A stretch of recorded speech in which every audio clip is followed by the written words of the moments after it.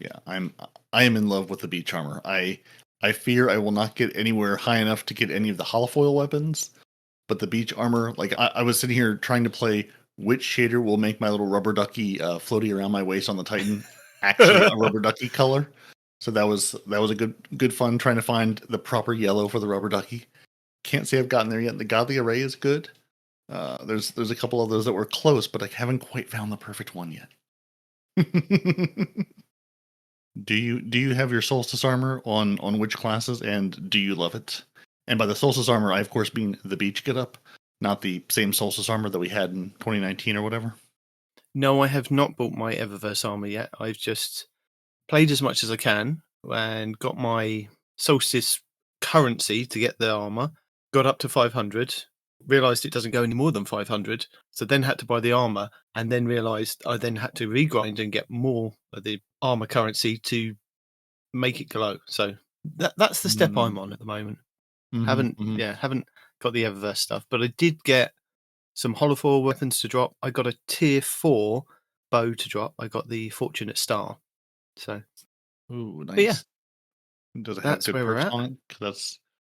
I've got a tier 3 Fortunate Star with like the destabilizing rounds and repulsor brace. That it's just good fun. Makes me happy. Yeah, but let's officially start the show, and we can talk Solstice and all the good stuff and all the bad stuff and all the other stuff in between, maybe. Yeah, and all the medium stuff.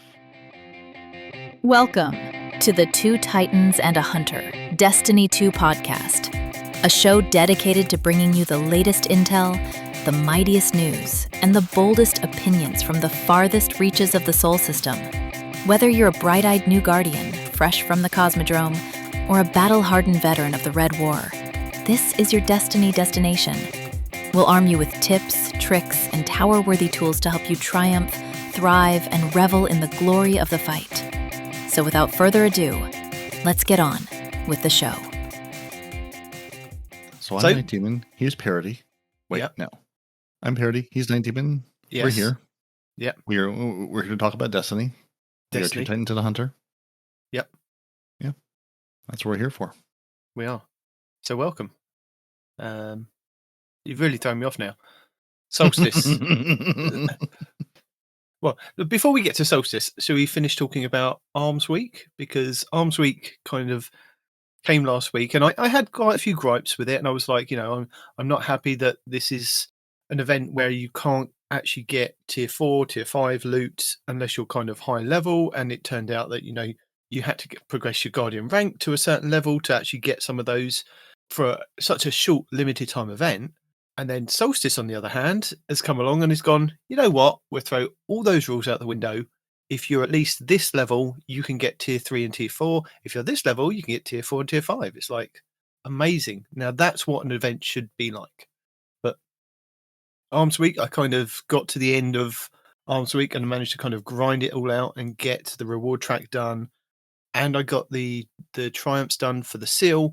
And then as soon as I did that, it then unlocked the other ones to guild it. And I was like, I've got no time to do that now. I'm on the last day. I've managed to sneak on and finish this before. But yeah, not going to happen. I'm right there with you. I was trying hard to play and do well enough in the Crucible matches to get the title unlocked. I was definitely not going to guild it. I saw there was that second row of secret triumphs. I'm like, listen, if I get this first one done, that'll be good enough. That'll be what I need to do. We'll work on the other part of this, next time this event comes up, because of course it's going to come back up. When, I don't know, but it'll be back. Yeah. But yeah, it was good fun. Like, it gave me a reason to go try out. I mean, it was, again, nice where they said, here's an event. We're going to hand you hand cannons, a brand new kind of hand cannon. Go play with this new hand cannon in an event using hand cannons. Sometimes Bungie is not always the best at pairing the new weapon drops with an event to use the weapon. No. So it was really nice to have, have that reason of, hey, here's your shotgun hand cannon. Go play with it. Go pull these out of the vault. Hey, here's chances to earn more of the agape hand cannon, whatever that, whatever we're deciding that one's pronounced. Go grab some of those. Go grab those heavy bursts. Hey, go grab that hand cannon you've been hoarding in your vault for some reason, going, eventually this will be good. Now is the day. So it was nice again, as a known hand cannon enjoyer. Ha ha ha ha. I've got my tech sec armor going. I grabbed my malfeasance out at first and just was laying waste to things with the malfeasance with the tech sec armor and the kinetic explosions. That was doing good damage to things. I was really enjoying that. Yeah, but the new Trio Farah hand cannon, I really like. It feels good. It feels strong. I don't know. I always feel like when I'm using shotguns, I feel like I miss more of my shots than I make because maybe I'm just bad at shotguns. The hand cannon, I don't know, just felt better to me. I don't know. I'm sure it's just me being bad at video games, but I don't know. I really enjoyed it. Enjoyed the different perks I could roll with it. Yeah, had a really good time with it. Yeah, I think a lot of people lost the memo of like Arms Week, use your hand cannons in Crucible. It was like every other weapon but hand cannons. But I did take it into Crucible and I used it quite a bit. And it was quite nice because, it was like either one-shotting or two-shotting people and they didn't see it kind of coming. And I got a couple of double kills with it as well. I was like, okay, maybe I will keep this one in my arsenal somewhere. Maybe when it comes back around, I'll look for a better roll. And maybe by that point, I'll be a lot higher in my light so that I'll get a tier 4 or a tier 5 drop, which will make the difference that, some of the barrels will be enhanced, the grips will be enhanced or whatever else that they've got on there. So, did you play much of the hardware event type? The hardware Crucible event without the abilities? Yes, I did. And I got really confused because you were talking about it being Supremacy. And I was like, I've played this about 5 to 7 times and I haven't seen what he's talking about. I'm playing a completely different mode. I think I was just playing Control or what? I was playing something and I didn't see Supremacy at all. And then on the last day when I was trying to when I was trying to get the title, I then started playing Supremacy. I was like, oh, okay. Oh, that that's what he was talking about. Yeah. It's. I mean, I feel like I've had that feeling since sort of like the beginning of this. It just feels like there's so many different ways to access different playlists, and they're not maybe always the same. It was all in the same playlist. It was just like I seem to get whatever the mode that I was playing over and over again, and didn't see the Supremacy version of it. Right. The same with like Solstice this rotating. Week. I've played the Solstice Scorch Cannon thing, and all I got for literally the first, I don't know, 6 games was Rift. And I was like, surely, is it on a daily rotation? I've got Rift today. And then suddenly I got Control. I was like, okay, there is a Control mode in here as well. And then I think I got a Clash one as well, just thrown in there. So they do exist. Yeah. Because, I was thinking, it should be, I mean, I do like that, at least in theory, it should be that rotator of, you should have different modes you go in and play. But it really does feels like Bungie map selection sometimes. It really does feel like I've seen one of the 3. I've heard of the other 2, but for some reason I am just simply not seeing them. Yeah, but the hardware again. I don't play enough PvP to really just like remember off the bat like what the different modifiers mean. Hardware versus lockdown, or not hardware versus there's lockdown. I can't remember the other ones now, but but momentum control is right. The momentum modifier. But just so I really enjoy going in and just going, oh, none of us have abilities. We all just have to stand and fight each other. Like I really enjoy that, especially with the hand cannons I'm running around with, and that last Thursday pulse rifle. I got a roll or 2 of that just, I don't know if it was a roll I got or if the weapon is just in a good spot PvP wise. I think it's in a good spot because I used that as well. Yeah, I had one and I was like, let's just throw this on. Let's just give this a try because I love my pulse rifles and this feels like maybe a good one. It was doing some good work. And then I switched to Outbreak at some point after getting outbroken by everyone and said, okay, well this is the play if I want to be not sweaty, but just a little more competitive at range with some of these other people just sitting in the back of the map, plinking away with their outbreaks. Yeah, that last Thursday. I mean, mine doesn't have a particularly amazing role. It's a tier 2, and it's got enhanced head seeker and enhanced built to blast. So gain lingering aim assist, stability, and flinch resist while you have woven mail. So unless I was actually meleeing somebody in that hardware mode, I wasn't getting the woven mail. So actually, no, I wasn't even getting woven mail. I was getting my banner of war to come up, but that was about it. But that really didn't do anything, to be honest. I was like, yeah, I'm Right. still going to die very quickly. Made me feel good about it, but not much. Yeah, I think mine's Yeah. got enhanced head seeker and rapid hit. So like it's not like an incredible roll, but it was Yeah, it just does doing good. some good damage. Yeah, it was doing some nice damage. And yeah, I was still just running around with my arc build that I hadn't really touched, and it wasn't really doing me, maybe a couple of lightning bolts here and there when I was able to set up and get the the lightning to proc, but other than that it wasn't really doing a whole lot for me otherwise. Yeah. And I found with like the Arms Week, and I'm finding the same thing with Solstice, is that you have to do those daily bounties or the daily challenges and the weekly Yes. challenge. Otherwise, the progression just goes so slow. But then I did feel that at some point towards the end of the week, it suddenly started to leap and leaps and bounds get to the end. I was like, oh, okay, I've now finished this, and I haven't actually done all the challenges on the last day, and I felt like maybe I should just finish doing the challenges. And it's like, but yeah, I'm still a bit upset with how how it's set up and how we don't know if it's coming back or when it's coming back. So like, the incentive to kind of play the event was like, okay, it's a thing, but yeah, It's here. It's up this week. It's something you could engage with, or you honestly, I mean, you could have just completely ignored it and said, "Well, I could go you pick up my could, yeah, free new hand cannon and then just ignore the rest of it and just go back to what you were doing, or just play whatever." But yeah, which I sort of like that there were. I like that there are playlists and things around the event, so it is at least there's something to do. I like that each of them have had a specific Crucible mode, sort of for those events, which again you could engage with or you could not. You could just say, "Hey, let me just go play my game." But I yeah, like that we lost the EAZ even with Solstice, but it's nice that there's a Scorch mode for it and that you can the modifiers are in everything. So I like I like the mix of I can go play my game how I want to play it, but there is also something sort of time limited, event specific for that.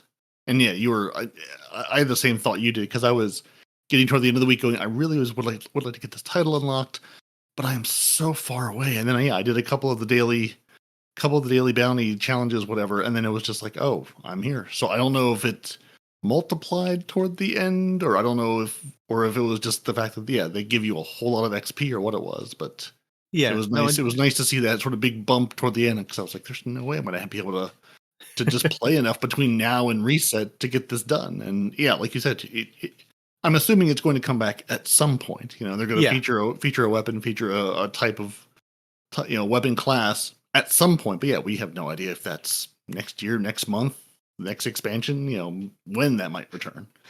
well, I think it's probably going to be penciled in for September because on the calendar for now we've got Solstice coming up the second week, and then that's it next week, and then I believe the week after for 2 weeks there's not really anything, and then the beginning of September is the heavy metal again, and then we go into Ash and Iron, which is the week after on the 9th. So yeah, there does seem to be a kind of 2 week down break for people to kind of catch up, catch a breath, and kind of get into the 400s, 450s before Ash and Iron starts, and then we'd be looking at 550. It's like, and that's come around really quickly from July, August, and then September. We're kind of nearly there, of like halfway through the Yeah, the beginning part of this new era.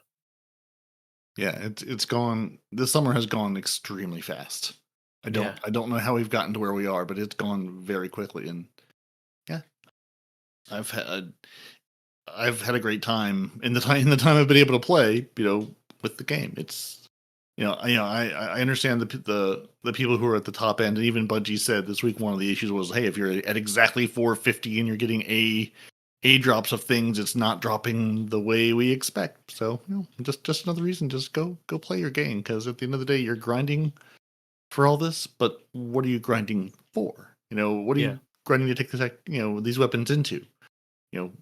Go play the game and have fun with it. And I've just been I think having that's the endless thing. fun with it. I think the thing is when they throw an event in and you see that the people at the top end are getting the good gear because they've completely grinded their faces off and got to that. They've no life the game. You kind of feel a bit disheartened that you can't get there because the event came around so quickly.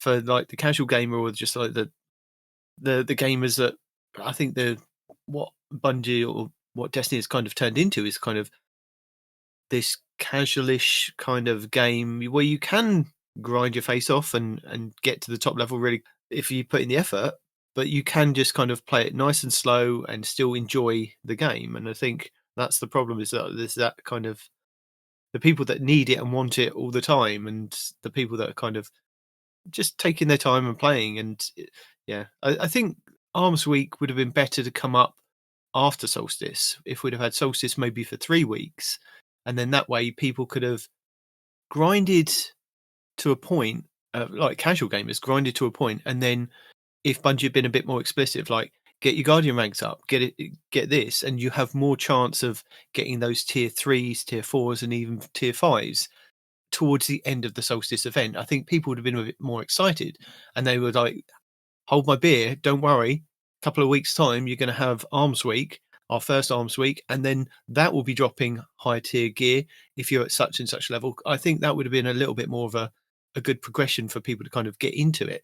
Give somebody an event for 3 weeks to kind of bump their light up. I mean, even the Solstice armor has really helped as well, isn't it? Kind of bumping your light up and giving you different higher tiers as well. I mean, I think I got tier 2 to drop when I actually undid all the packages, and then playing some of the activities, it was giving me tier 3. So I was like, okay, I'll swap that out for that one, kind of thing. So, and I think that even bumps me up about like 10 light as well for the whole gear set. So having that first would have been a little bit, I think, me personally think that would have been better to have Arms Week after that. Then you have heavy metal come along, similar kind of thing, Ash and Iron, maybe another heavy metal. Then you've got Iron Banner coming back as well. I think it could have just been a really good roll of activities, give people the time to get to that point, not kind of, we must give you something to do over the summer. It's like, you don't necessarily have to. I understand that you've got people screaming at you going, oh, I'm at this and I'm that and I'm really bored, and the dungeons and the raids aren't in pinnacles yet. Well, they did tell you when we went into this new portal system that wasn't going to be happening day one of Edge of Fate. It was going to be something that they were implementing later on, and I've seen a lot of people moan about that. It's like, no, they did communicate that. I do remember them communicating at some point dungeons and raids will be in the portal system. It is all coming. It's not day one. It's not the moment this drops. And it's not it's not day one, it's not day 2, it's not week 2. It will be there. It's just going, this is a brand new system. It's going to take some time. You knew players of Destiny. Players of Destiny knew a big new expansion drop. What's the first thing that happens? We fix all of the absolutely ridiculous game breaking, campaign ruining bugs. We let you sprint. We make sure the rally flags are working. There's we have to fix the absolute super broken stuff first, and then we can go work on the rest of the model, the rest of the stuff. I mean, if dungeons and raids dropped in the system and you couldn't complete them, then we were right back where we started with, hey, you're doing what looks like critical damage to these shriekers. Oh, just kidding, you're not. I mean, yeah, I mean, I understand that people want to play everything the moment it's released, but you were never promised this. It will be there when Bungie can get to it, and they've got other stuff to do.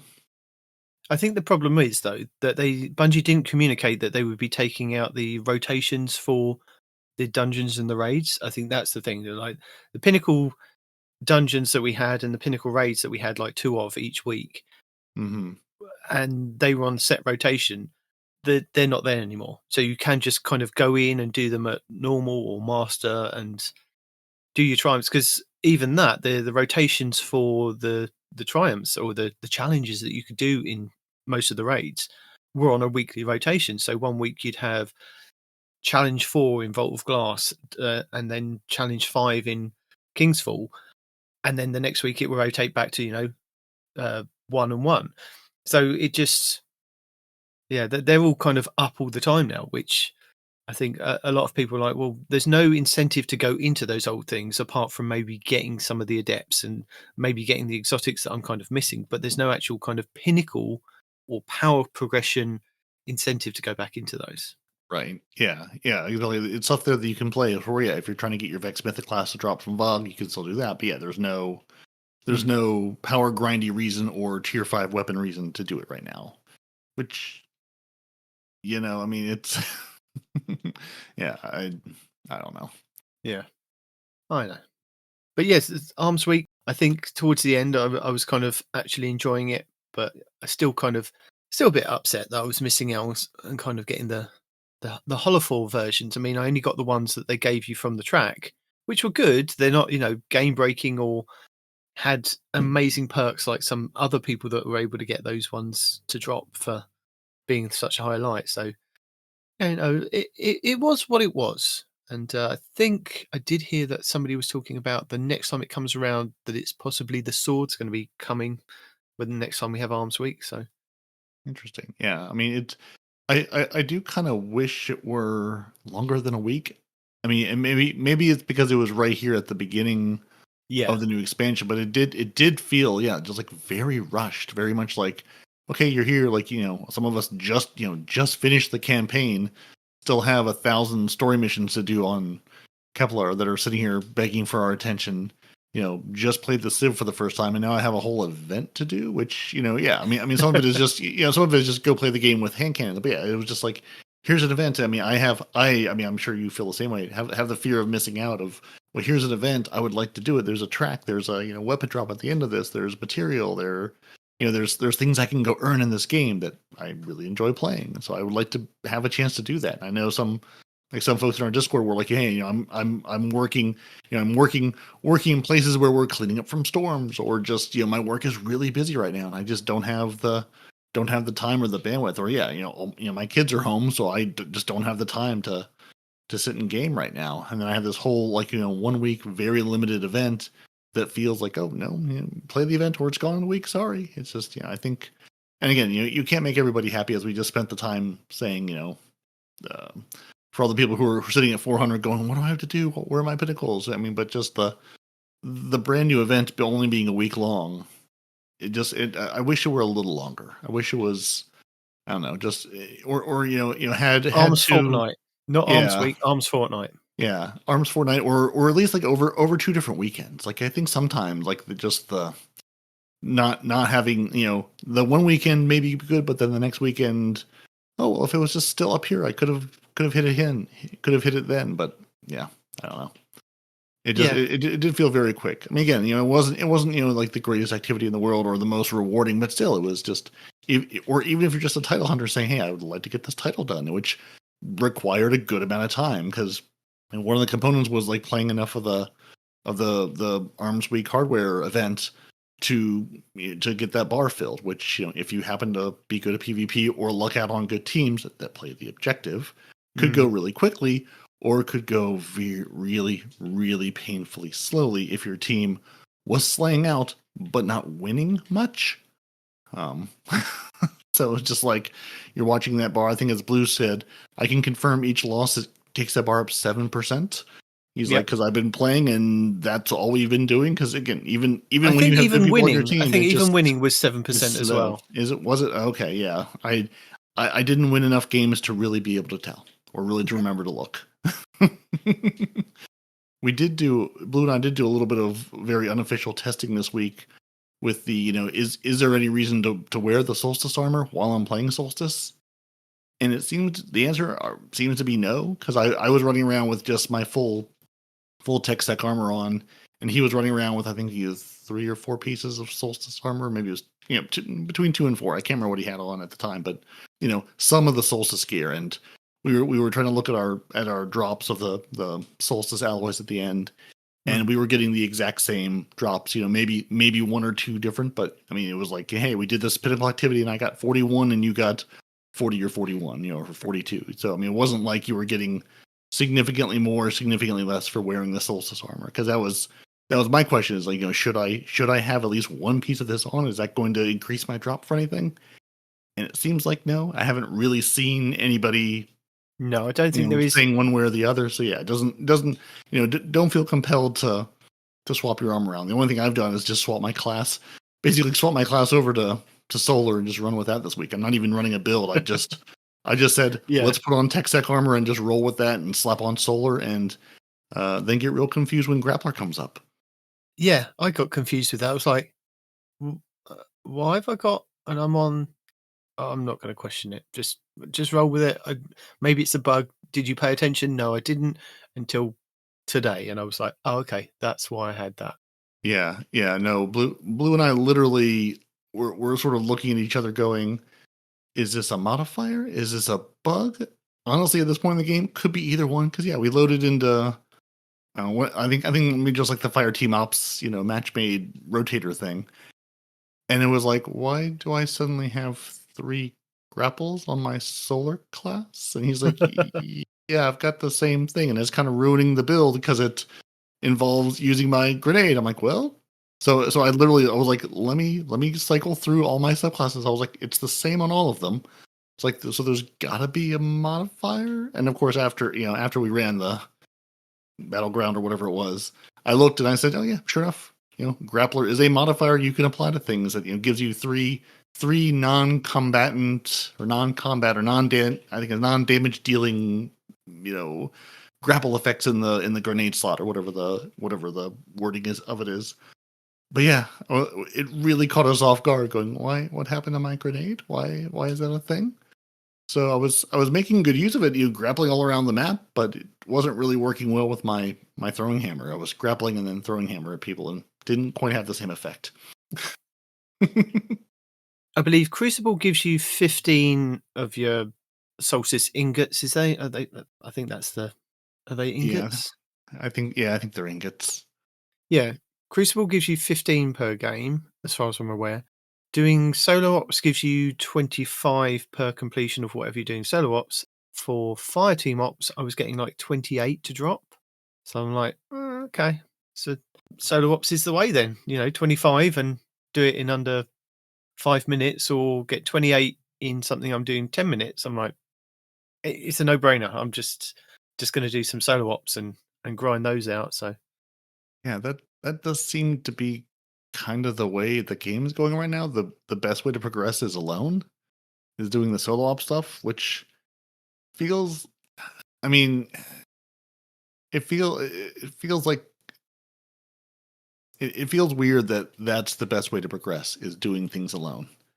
And again, I mean, this is my, hey kids, remember way back when, hey, remember way back when we saw these original Destiny trailers and you were just out on the EDZ, and a higher power guardian would come up and help you out with event or show up and do some damage, and sort of that what feels like the original promise of Destiny. That's sort of what's been in my head this week, of just this this MMO-ish, like, it's a looter shooter, it's kind of an MMO, but like, you're out in the world and you can encounter people, and hey, there's these public events that you can all come together and do, and just form these little makeshift groups, and then maybe you make friends, or maybe you just say, hey, thanks for the help, random guy, and now we're going to go our separate ways. And now it just feels like the way to rank up and progress is solo.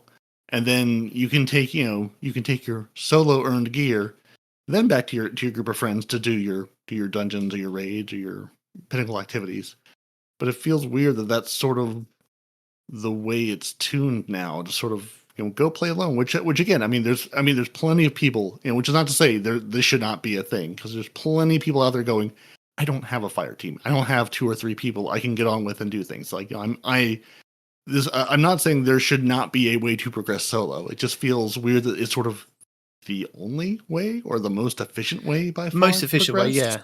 Yeah. I can't say only, but yeah, just the most efficient way is, oh yeah, tell your friends you'll talk to them later while you go grind your face off, and then you can come back together and play your multiplayer game. It just, I don't know, it feels weird. And I don't know if it's just one of those, that's just the way this is, it's one of those things. I wonder, was there a plan to some regard of how they balance things, or is it just we've changed everything up, we're not really sure how this is going to work out, and the Bungie community, as we always do, find the absolute best way to min-max your way through activities and content. Hey, this is the absolute best way to do this the quickest way, and that's just what it happens to be. Yeah, And I suppose you saw that there was a video going around. I think I caught it on TikTok from Lucky Tempe, but I couldn't find it to put it in the show notes. There was a farm that you can do on Caldera that isn't doing solo ops, but it's going and doing something else. And you kind of, I think you go into the mythic versions, free roam, go into a certain area, and you just get enemies spawn back to back to back to back. And you kill them in one area, and then they kind of spawn just over the way in another area. Go over there, kill them, come back to the original area, and they're getting kind of, because it's mythic, they're getting high powered drops to drop in that area pretty quick. I didn't know if you'd seen it or not. I saw something about that. Yeah, going in and just farming enemies over and over again in the world tier that way. Yeah, I don't remember if it was Lucky Tempe or who I saw. Yeah, but I think it was the same thing. It came up on either I saw it fly by as a YouTube short or TikTok, and then it vanishes into the ether, never to be found again. Yeah, but I sort of saw the same thing of just go, because I saw that I guess Caldera was. I did see that it was like out of a solo ops option, but then came back and people were excited about that. And I don't know if that was related to that or if that was just a quick solo ops thing to farm. There have been so many little things flying by, and I'm going, by the time we get to the show, is this still going to be a thing? Is this something? I get it. With a lot of videos, I'm like, I'll bookmark that to kind of tell people, and then by the time we get there, they're like, Bungie have addressed it, or they've kind of gone, no, you can't do that anymore. And I suppose the best advice that we can give people is keep an eye on Cheese Forever's channel, because people will get in contact with him and give him information. He will go and find it out for you and make a video very quickly, upload it. And sometimes those things are only available for a good couple of hours. Sometimes they're not. They're available all the time, depending on how quickly Bungie can patch these things or get to it and say, no, we're not doing that anymore. Yeah. It is sort of a cat and mouse game of going, hey, this is the current best way to do this. Will it be by the time you're able to play or hear this? Unclear. There's just like I saw, and I can't find the source of it now, but I saw, and I think it was maybe an engineer, like one of those like text posts on YouTube that if I don't grab when they come by, I feel like are just like I don't know how to go find them again in some cases. But it was something else where I think, and I'm sure someone's made a video about it by now, that the class stat is not giving you credit for anything other than the full 10 points. So basically, like your class stat is still working how it used to pre-Age of Fate, where you had to get into 10, 20, 30, 40, 50 for you to get benefit from it. It's basically doing that same thing now. And I don't know if it has always been doing that or if that's a new issue this week after the 9005 patch. But apparently it's like, if you've got 14 in your class stat, it's not going to help you. You need to get to 20. If you've got 86, it's basically the same thing as 80. You need to get to 90 for that to get any benefit from it. Right. So that's another thing that's, again, as we record, as of this week, is currently another thing going on, which is making, build crafting exciting, for lack of a better word. I'm just trying to figure out what... Yeah, we can call it that. What things are actually working as someone who's trying to build into his class stat, because he's sort of trying to just enjoying that Titan fantasy. If I throw the wall down, I get my perks from the wall, then I go to town on people. Does it matter if it's, if I'm sitting at 142, does that matter? Does those extra 2 give me any credit? Or should I go back to 140 or lower? And just trying to find some of those, where are the numbers and where should I get these numbers to for it to matter? And we've got a couple, after I sort of put out that, moan last week, I think Divide had a video sort of focusing around PvE, around what numbers you should be running in some builds. And there's some others we'll talk about a little bit later of, some people have started to put out some of those, numbers videos of which of these numbers should I be looking for? What stats should I be building into if I'm trying to do this or that for PvE and PvP? So, starting to get some answers there. But even then, that could all change when Bungie actually, when the stats are actually doing what we were told they were doing or what we think they're doing. Yeah. But yes, Solstice has been, I feel that they've kind of knocked it out of the park with Solstice, with making sure that people are able to get good infusion stuff and high tier gear as well. It's like, that's what an event should be like. It should be enticing people to come and play your event. And I do think 2 weeks is a little bit too short. we've always enjoyed the 3 weeks, and as I think we said last week, that with the holidays and things, sometimes it's nice to actually not feel the pressure of, well, I am missing out because it's only a 2-week event, and I think people will be missing out if they have gone away for the summer or if they're doing things with family. It's like, this is a good time to get some of that stuff. And if it had been a 3-week event, it maybe would have given people enough time to get in there, get the stuff, and then come back for that arms week later on down the line. But yeah, and after kind of realizing from the arms week that, I need to get my guardian rank up, I did what you kind of did, go and have a look at what I need to do to progress those, and got stuck on, what was it that you got stuck on? The faction unit modifiers, I think is what it says on the set 5. And I'm going, what's a faction unit modifier? How and where? Because I looked, I looked at, I did what any, I feel like, sane human being would do. I looked at the modifiers. Yeah. I looked for anything that said faction on it, or anything that I thought might give me a clue. And nope, that was absolutely not. I mean, now in hindsight, I see, yes, if it says, one of the names of the factions, that would have gotten me halfway there. But then I needed the other part of it. So I've got a link to Destructoid that I'll throw in the show notes of sort of what I use. Of basically, you have to go grab one of those, faction modifiers, Fallen, Taken, Vex, Hive, etc. But then also, Hot Knife, Denial, Air Superiority, Martyr, Raider Shield, or Scorched Earth, because those are also tied to the faction. And I don't know if it's, like a 1-to-1 tie, because when I looked, I think it was last night or this morning, I saw that Taken Epitaph was available, as well as Taken Denial. So both, or I think it was Denial. I didn't have Taken on it. Right. Now I can't remember. But one or the other, yeah. But like Hot Knife as a modifier, I know doesn't say Fallen in front of it. It's like Air Superiority, I'm pretty sure doesn't say Vex in front of it. So it's like you sort of have to know, okay, well, the one has the name of the faction on it. And then the other piece of it is, well, you sort of have to know which of these are faction unit modifiers. Well, which of these are that? And does it have to match? The ones I did were both Taken and Taken. I don't think it matters.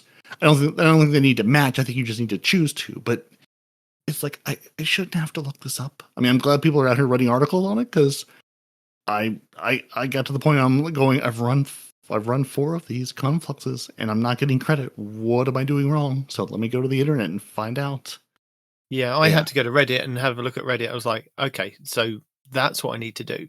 And like you, I only put one of the modifiers on to start off with, and then realized very quickly after I'd done that and it didn't come up, I was like, well, maybe if I put 2 on.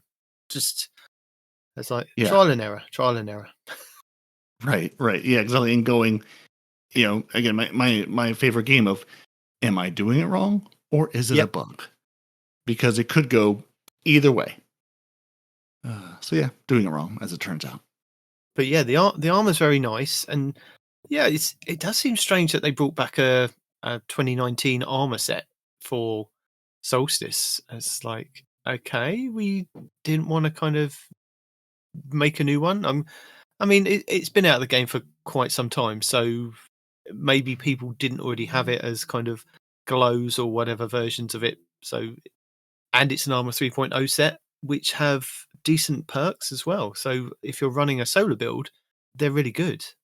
Yeah, like I said, I swapped over to solar and said, this is what we're doing, because solar is the plan for the week. Do I have a build? Absolutely not. I just said, let's swap over to solar and play with the armor a little bit, because I'm still just trying to get my tier 1 armor to tier 2, and seeing, I think I've gotten 2 tier 3 pieces to drop from Solstice. So yeah, I'm still playing the swap the armor around, and I'm not really married to any of it yet. No, it's still just, that looks better. That's a little bit higher. Let's run with that. I think that's the thing, isn't it? You're kind of, by the time that you kind of get there, which probably be Ash and Iron, which is, I think, Bungie's actual intent for the game and how they space things out, is that the majority of players won't get to 400, 450 because they won't grind their faces off. They'll just do it gradually, and they'll get there by the time Ash and Iron gets here, which then they then raise it again to the 550, and that gives people that more incentive to kind of go even further. So at that point, you'll be looking at like tier 4 and tier 5 armors and getting your kind of set bonuses and things, your stat distribution in line to then when we hit Renegades in December, you're kind of ready to go with armor sets from there, and weapons as well, and just kind of build into that, and then just as I said before, it goes a little bit easier from going from 200 to 400 in Renegades, and at that point you'll be looking at swapping out what you've got as your builds or improving your builds with different armors in Renegades.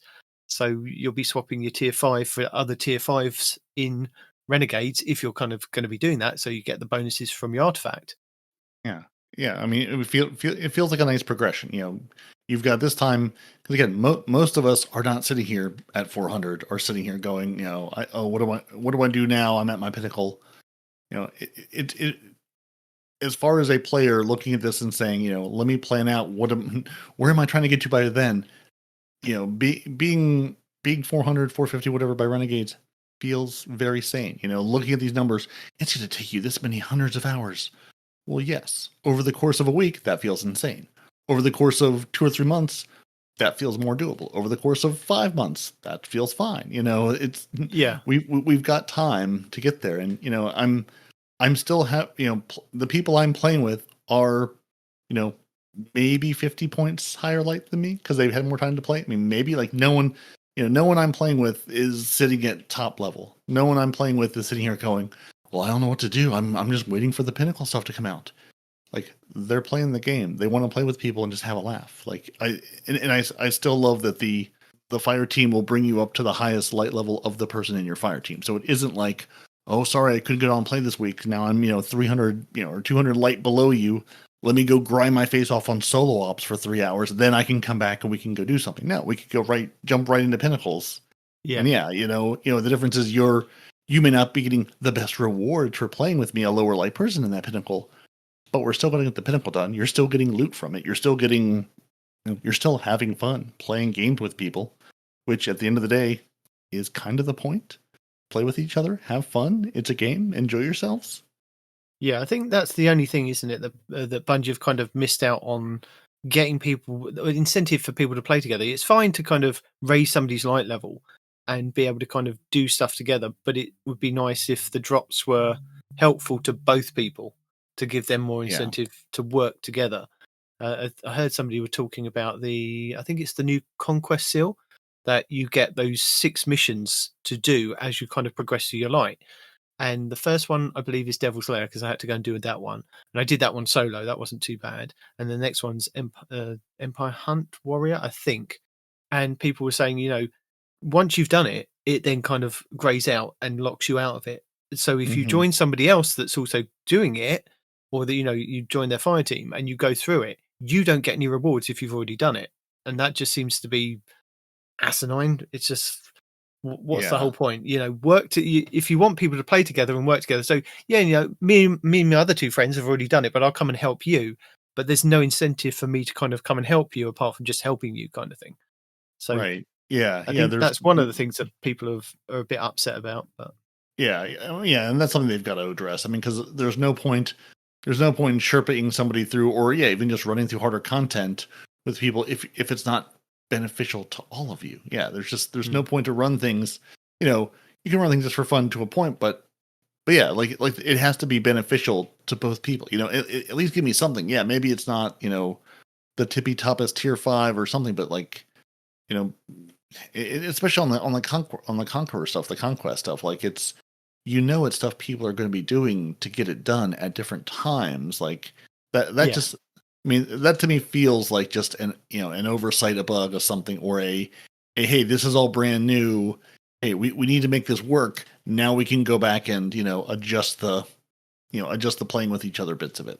I just wonder how much of this was like, it's on a drawing board of, hey, V1, get this out the door, make sure it works. V2, hey, make sure you can, it's beneficial to everybody. Bring back all the, bring back the rotators, bring back all the stuff we had. I mean, Destiny 1 and 2 launched with, hey, remember all those games we made in the last game that we're now relearning? We're sort of there in the portal of, hey, we had all these things with the exotic rotators and the raid rotators and all these things in the world tab. Now we're relearning, redoing all this in the portal tab, because now it's a whole new way to do the same thing that we had, which, I still think is good. I still like the portal, but it's still, it's going to take time to rebuild things in that interface. It's also really weird, which reminds me of something that sort of I stumbled across this week, that you can't get to like the director world tab from a location. Like if I'm on Kepler, or if I'm running, I mean, if I'm on Kepler, or if I'm just running a strike, running a battleground, and I go to that world tab, like I can't go to the tower. I can't navigate outside of whatever planet I'm on. Which just I mean, like I know to some degree, I think it was like that at one point, maybe, but like it sort of hit me this week because I can't remember where I was, but I was like, oh, let me go. Oh, I think I was just trying to look and see like what Crucible. Oh yeah, because I was looking at the Crucible modes in the portal, and then I wanted to go look at the Crucible modes in the World tab just to see, just out of curiosity, to see what was up, and I couldn't. It's like you just cannot access the World tab from a world. You have to do it from orbit, so you have to go to orbit first, which just feels like, are we supporting this? Sort of what we talked about the last couple of weeks. Are we supporting both of these going forward? Is it meant to work like this? Is it just sort of, I don't know. It just, I mean, I know we're in the growing pain stage of, hey, we just built this, so we're integrating this all in. We're again trying to glue things onto this decade-plus-year-old game, but it's just a really weird interaction of, you just can't see that. The world changes based on where you are, which, I mean, fine, but why do I want to go to orbit to go look at anything? I don't know. Just every now and again, I'll write down little observations I have of just things that I have just noticed for the first time, and maybe other people have, or maybe other people are going, is this new? Am I crazy? No, you're not crazy. At least not in this regard. Yeah.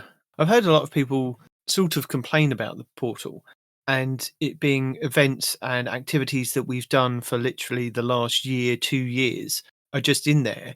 And the only things that have actually changed are the solo ops, that they've kind of tweaked them and tuned them and made them slightly different than just kind of running a lost sector, which, yeah, I mean, they are really nice. And yes, we've got loads of stuff in kind of the Destiny content vault that could be pulled out, but it's also stuff that's going to take time to integrate and upgrade and make it relevant for kind of those areas. You can't kind of, well, they could have just kind of pulled out Corridors of Time and what else was there? There was I mean, there was a sundial that Osiris ran. Sundial, I mean, all of those. I mean, the Vex offensives. Yeah. Menagerie. That's the one I was trying to come up with. Yeah. I mean, basically all those things like the coil that were our seasonal activities at the time that are now, have now been lost to time. And I think with that is that the coil was something that was quite recent that they could then just bring back, and probably didn't take too much of a time and an effort to get into the portal system and reintegrate it into this Armor 3.0 and Destiny 2.5 era that we're kind of in. And other things will probably take a bit more time to get into the portal. And what I'm quite interested to see is if the portal refreshes when we get Ash and Iron, do we lose like the 6 solo ops that we've got? Do we lose I don't know, there's quite a few. There's about 14 or 15 different things in the Fireteam ops. Do they rotate and do different things? Are we going to have different missions? Are we going to have nightmare hunts rather than the Empire hunts? Just it's going to be interesting. They haven't actually kind of come out and said anything as yet. My fear would be that we're stuck with the same things in the solo ops, the same things in the Fireteam ops, Pinnacle ops as well, really, until we get Renegades. And then Renegades kind of, I think they need to kind of update it, or just say that there will be updates to it. Because initially when I started like writing it all down and tracking it, and I was like, okay, so maybe each week these will change, the different kind of things in the solo ops will change. And when they said that, we're going to have the coil and it's going to be 3 different versions, I thought, well, okay, if you're going to have the coil, maybe next week they'll take out the 3 Empire hunts and put the 3 coils in, maybe have them for a couple of weeks and then rotate them back out, because there are challenges that are kind of tied to doing those specific things.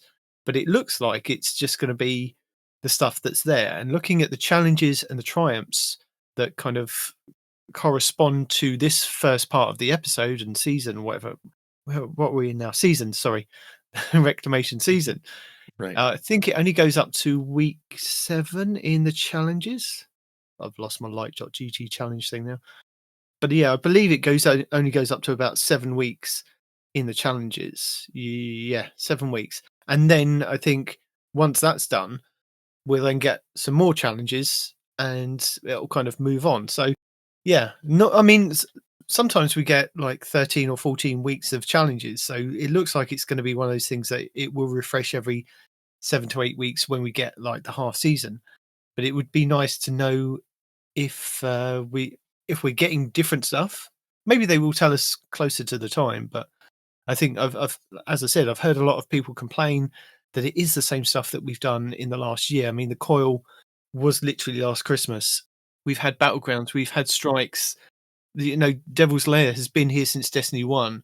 The Inverted Spire has been here since Destiny 2, but it is the new version of the Inverted Spire, so it is slightly updated. Yeah, it's at least changed, but yeah, exactly. It's like, if am I meant to do the same activity over and over and over and over again for months? Because that everyone, are the top ranked players, the grindy players, sort of the canary in the coal mines of that, going, okay, well, we've done this, but it's only a handful of activities we have total, and you can only do any of them so many times. Yeah, it'd be nice. It'd be nice to know. Yeah, are these, because I sort of had the same thought, is these are gonna rotate out in some fashion. It'll be up for this episode, this period, this. I don't know what we're calling the it's up for the pre Ashen Iron, but then post Ashen Iron, then it becomes whatever. I don't know what we're calling those breaks. The pre next major-ish drop of content. But yeah, just what's going to change between now and then in terms of what I can do, and is it additive? Is it additive or multiplicative? Am I going to have more activities to do, or are we going to swap out these activities, and now I'll have a new batch to do for the next X number of months? And I honestly, I think I would, I don't know which I would prefer, because part of me says, well, give me everything all at once, but then it completely destroys. Then we get back to the same thing of, well, nobody plays 90% of these because the community has said, here's the things you play to min max, and then most people never touch anything else. So part of me is going, if we're going to have this pre Ashen Iron, great, swap it out post Ashen Iron for a new thing, and then start doing a proper rotator. Start saying, okay, now that we've even if you're just testing batches of content, saying, hey, this is the first batch of stuff that was portal ready, that we could put into a portal, and we were pretty confident it was going to work. Even if it's like, Ashen Iron, okay, swap everything out, give me the next batch of stuff you're pretty sure is ready for the portal. Let's, let's battle test that as a community for the next however many months that is. Yeah. And then once that's there, okay, now do the, either do the next batch or then start rotating and saying, okay, well, now we can rotate these 2 batches of stuff we've had, you as a community have been playing for 3 months each, so we're pretty sure those are going to work. Let's start doing the next batch. My brain is always sort of goes to the, is there a business reason? Is there a technical reason? It's like, obviously, Bungie's doing this for a reason. What is it? Is it because, like you said, the coil was the most portal ready thing, so that was easy to slap in there? Or is it just, or is it a business reason of, well, we want to give them, this limited amount of things, and then so we can rotate them out and blah, blah, blah. So I don't know. Yeah. But I'm with you. It's like we need to sort of know what's coming to know what we're going to play.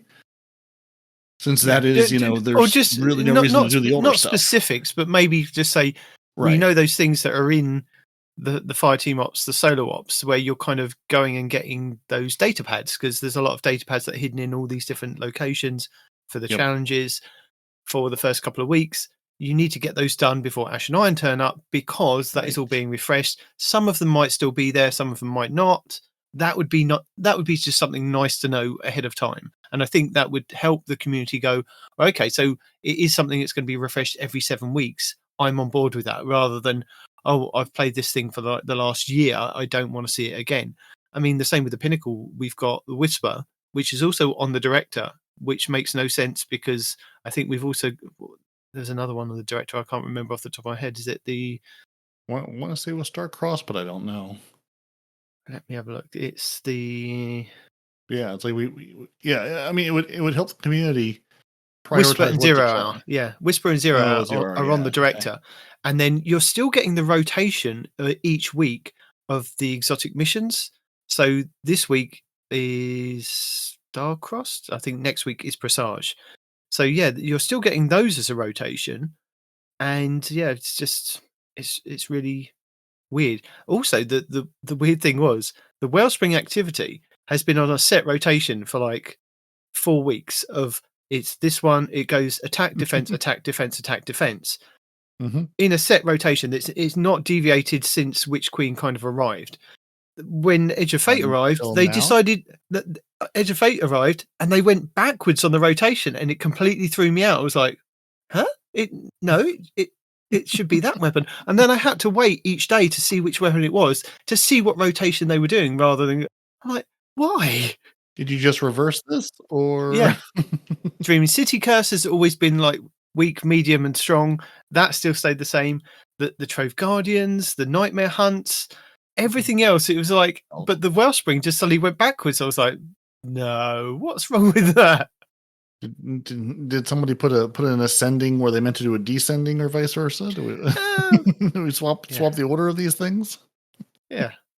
Well, as I'm talking about rotations, I'm gonna drop in this week in Destiny. The first part of it is kind of just if you haven't been playing Solstice, it is the same kind of little bit of the same information from last week's, so you can skip it if you want. But yeah, the rest of the stuff halfway through is the actual rotations. And this week we have actually got. I'll do a little bit of explanation. We've got Lost Sectors. The Lost Sectors, as Bungie did say that they would have one featured Lost Sector on each planet, and then that rotates daily. We've now got those, and I don't know whether that's because they were locked until I got to 200, or they've only been activated this week. Because I did go and check the planets for the first couple of weeks, and I was like, we've got no Lost Sectors. I'm sure Bungie said there would be a featured Lost Sector. And then after speaking to you in the show last week, and I was below 200, got to 200.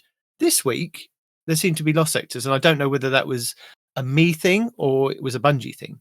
So I was like, okay, so I've now got the Lost Sector rotations. I can now tell people what it's going to start with on the Tuesday, but just be aware that it rotates daily. And some Lost Sectors, I believe, like the Conflux on Nessus, is the only one on Nessus, even though there are other Lost Sectors on Nessus where Bungie did an updated versions of the Lost Sectors to make them like Legend and Master Lost Sectors.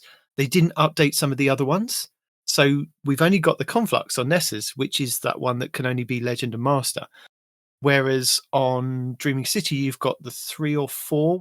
EDZ, you've got about 4 or 5. On the Cosmodrome, there's only the 2. So yeah, because they're all on kind of different days of rotating, some days you'll find that it's the same one, and then some days you'll find that, oh no, we've got different ones in. But yeah, and I didn't want to kind of tell you every single day what they will be. I will tell you what they are for the start of the rotation, and then we'll go from there.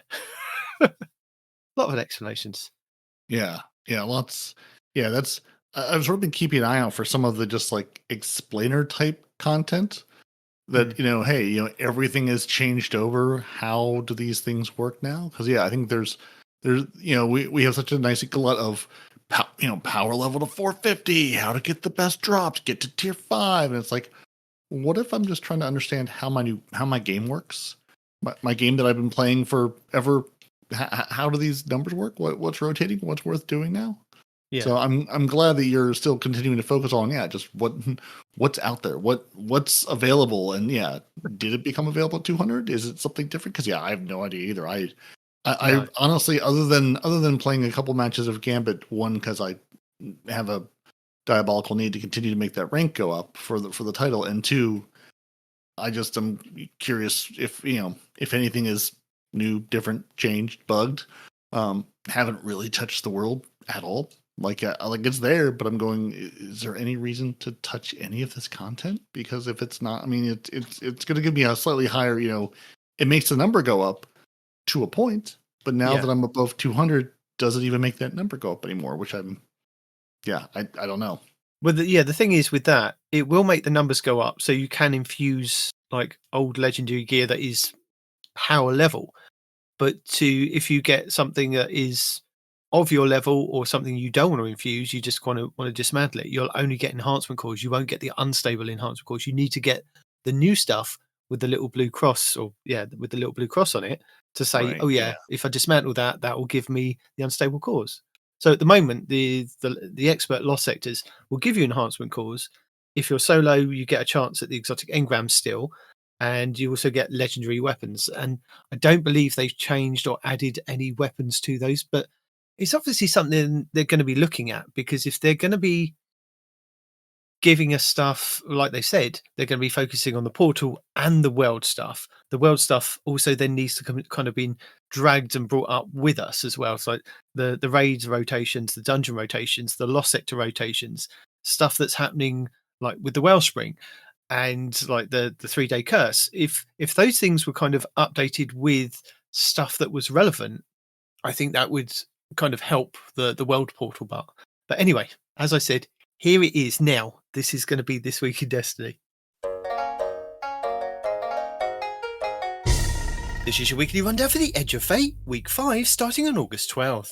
Destiny 2's summer event Solstice continues this week, with a whole host of loot in-game, including Solstice armor, event rewards, and a bunch of cosmetics at the Eververse store.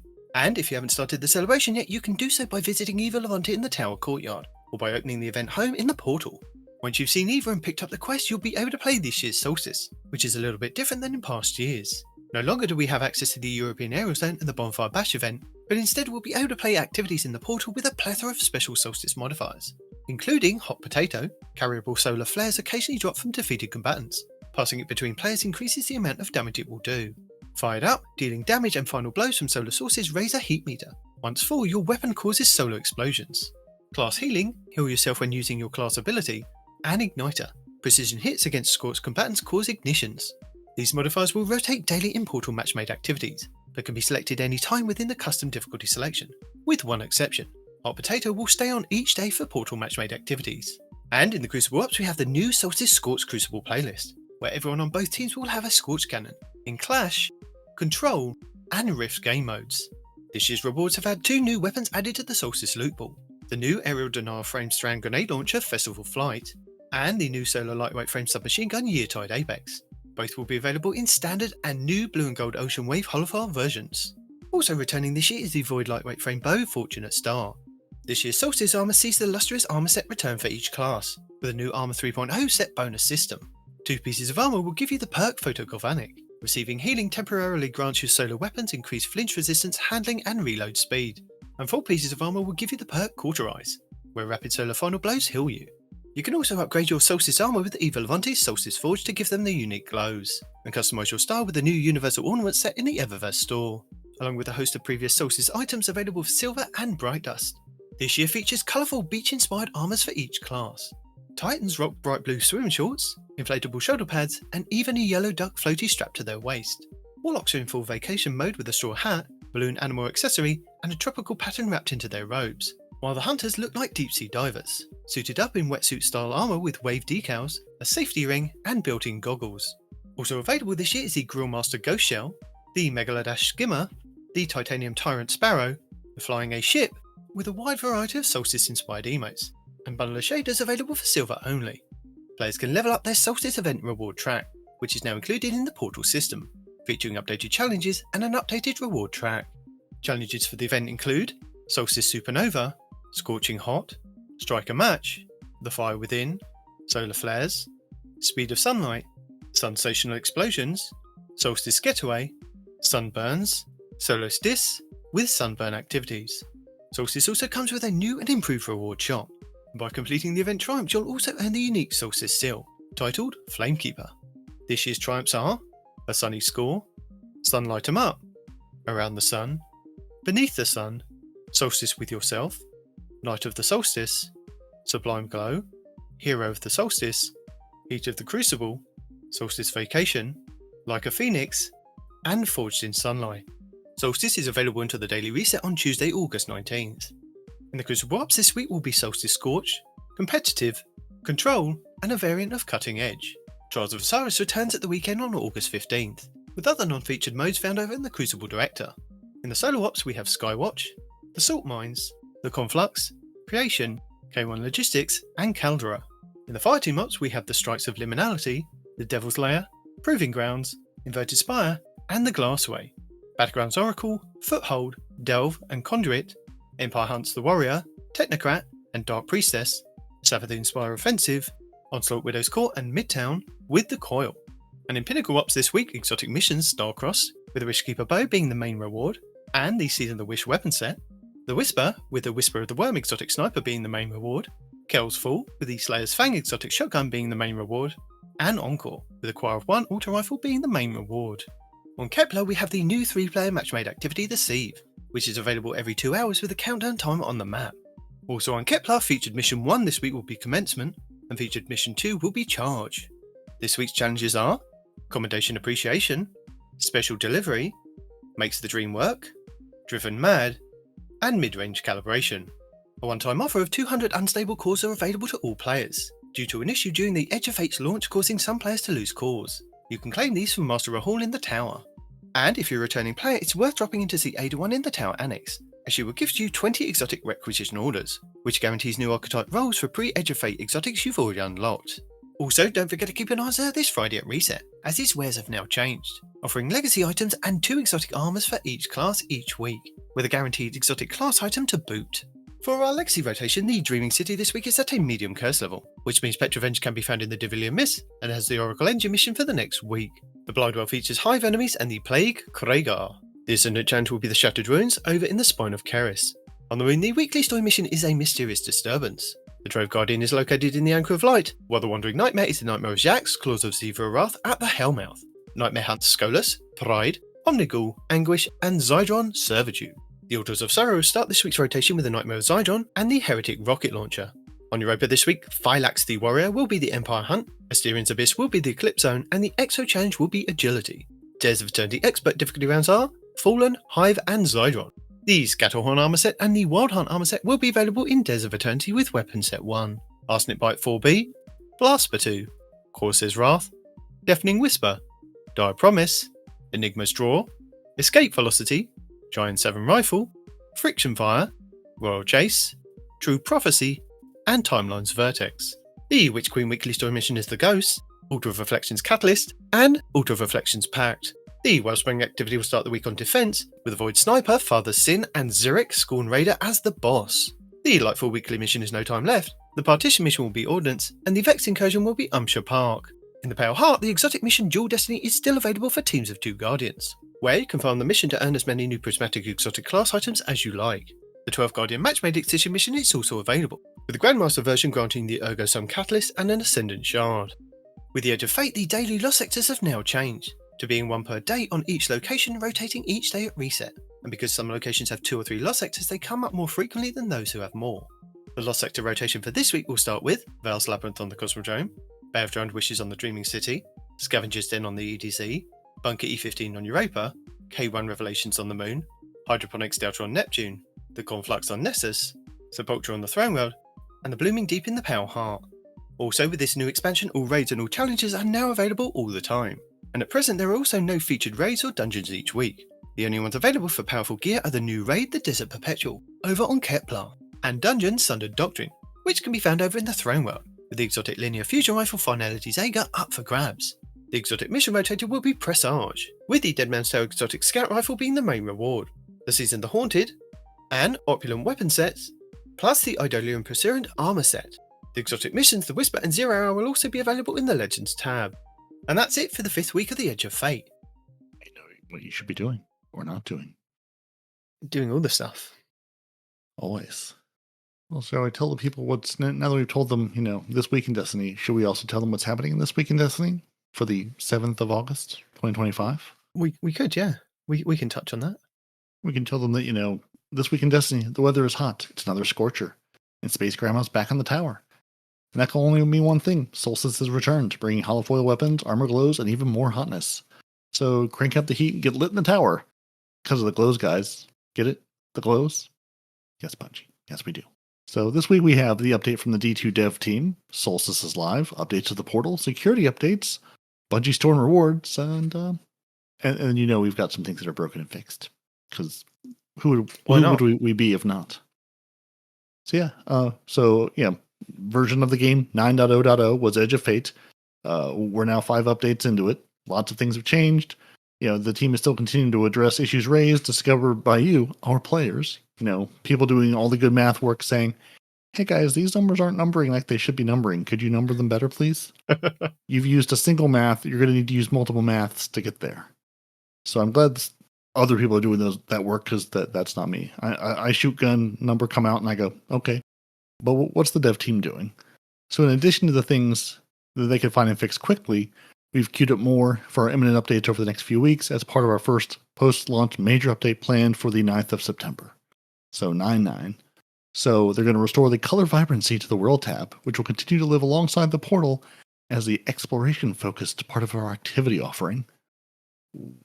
Why? But it's there. Yeah. A fix for the reward preview being lower than the actual rewards granted when in mixed fire teams. So that would be nice. Tell people what they're going to get. The Kepler Mythic difficulty will be adjusted to make it more accessible for solo play. I'm going to assume it's too hard and they're going to make it easier, because I can't say I have ventured into the world tier because I kind of forgot it existed. Baseline raid and dungeon difficulty being adjusted down. The higher reward tiers are being made more accessible, and contest modes will also bump the tier further. Bump the tier up further or down further, but it's going to bump it further. They'll give us more details later. They're going to restore the infinite source of bright dust with the objective system update in 9.5.0 and an earlier grant to make up for the missing source. Yes, please, give me my bright dust. And 9.1.0 will contain much more than the above, including the new activities and rewards in both Edge of Fate and in the core game. So yes, Night Demon, something is coming. New activities are coming in update 9.1.0, which I'm going to guess is Ashen Iron. It'd be nice if they just said, hey, in the Ashen Iron update, but whenever we get 9.1.0, more things are coming. Yeah. So in addition to, in replace of, not sure, but hey, more things are coming either way. Let's see. So beyond that, they've got much more in the works because, again, of course, we've been hearing from you, the players. You had a lot to say over the last 3 weeks and have gathered feedback on several areas. Power progression is our most important topic right now, and we are still identifying the adjustments we plan to make. Progression is clearly slower than we want it to be, and we plan to generally increase the speed of progression for most players. So if you grinded your face off, it might be easier for the rest of us in the coming weeks. Which is what we said would happen. We did say that they would address it. It's just we sure did. Yeah, because that's what always happens. Your portal reward balance is being actively adjusted up and down to make the activities feel evenly rewarding. Fireteam Ops in particular is feeling too low right now, and we're working to make it feel more viable to make good progress while playing with friends. So again, just because the solo ops is the current, fastest, bestest way to do it, they don't want that to be the case, so they're going to look at that. Kind of like we said would happen. That's what it is now, but we're going to change it. Or make other things the same, so it's nice incentive for everyone. Yeah. Make it more exciting to play more with your friends. Crucible Ops is also getting close attention, and we're looking at raising rewards at lower levels and increasing the drop rates for comp exclusive weapons.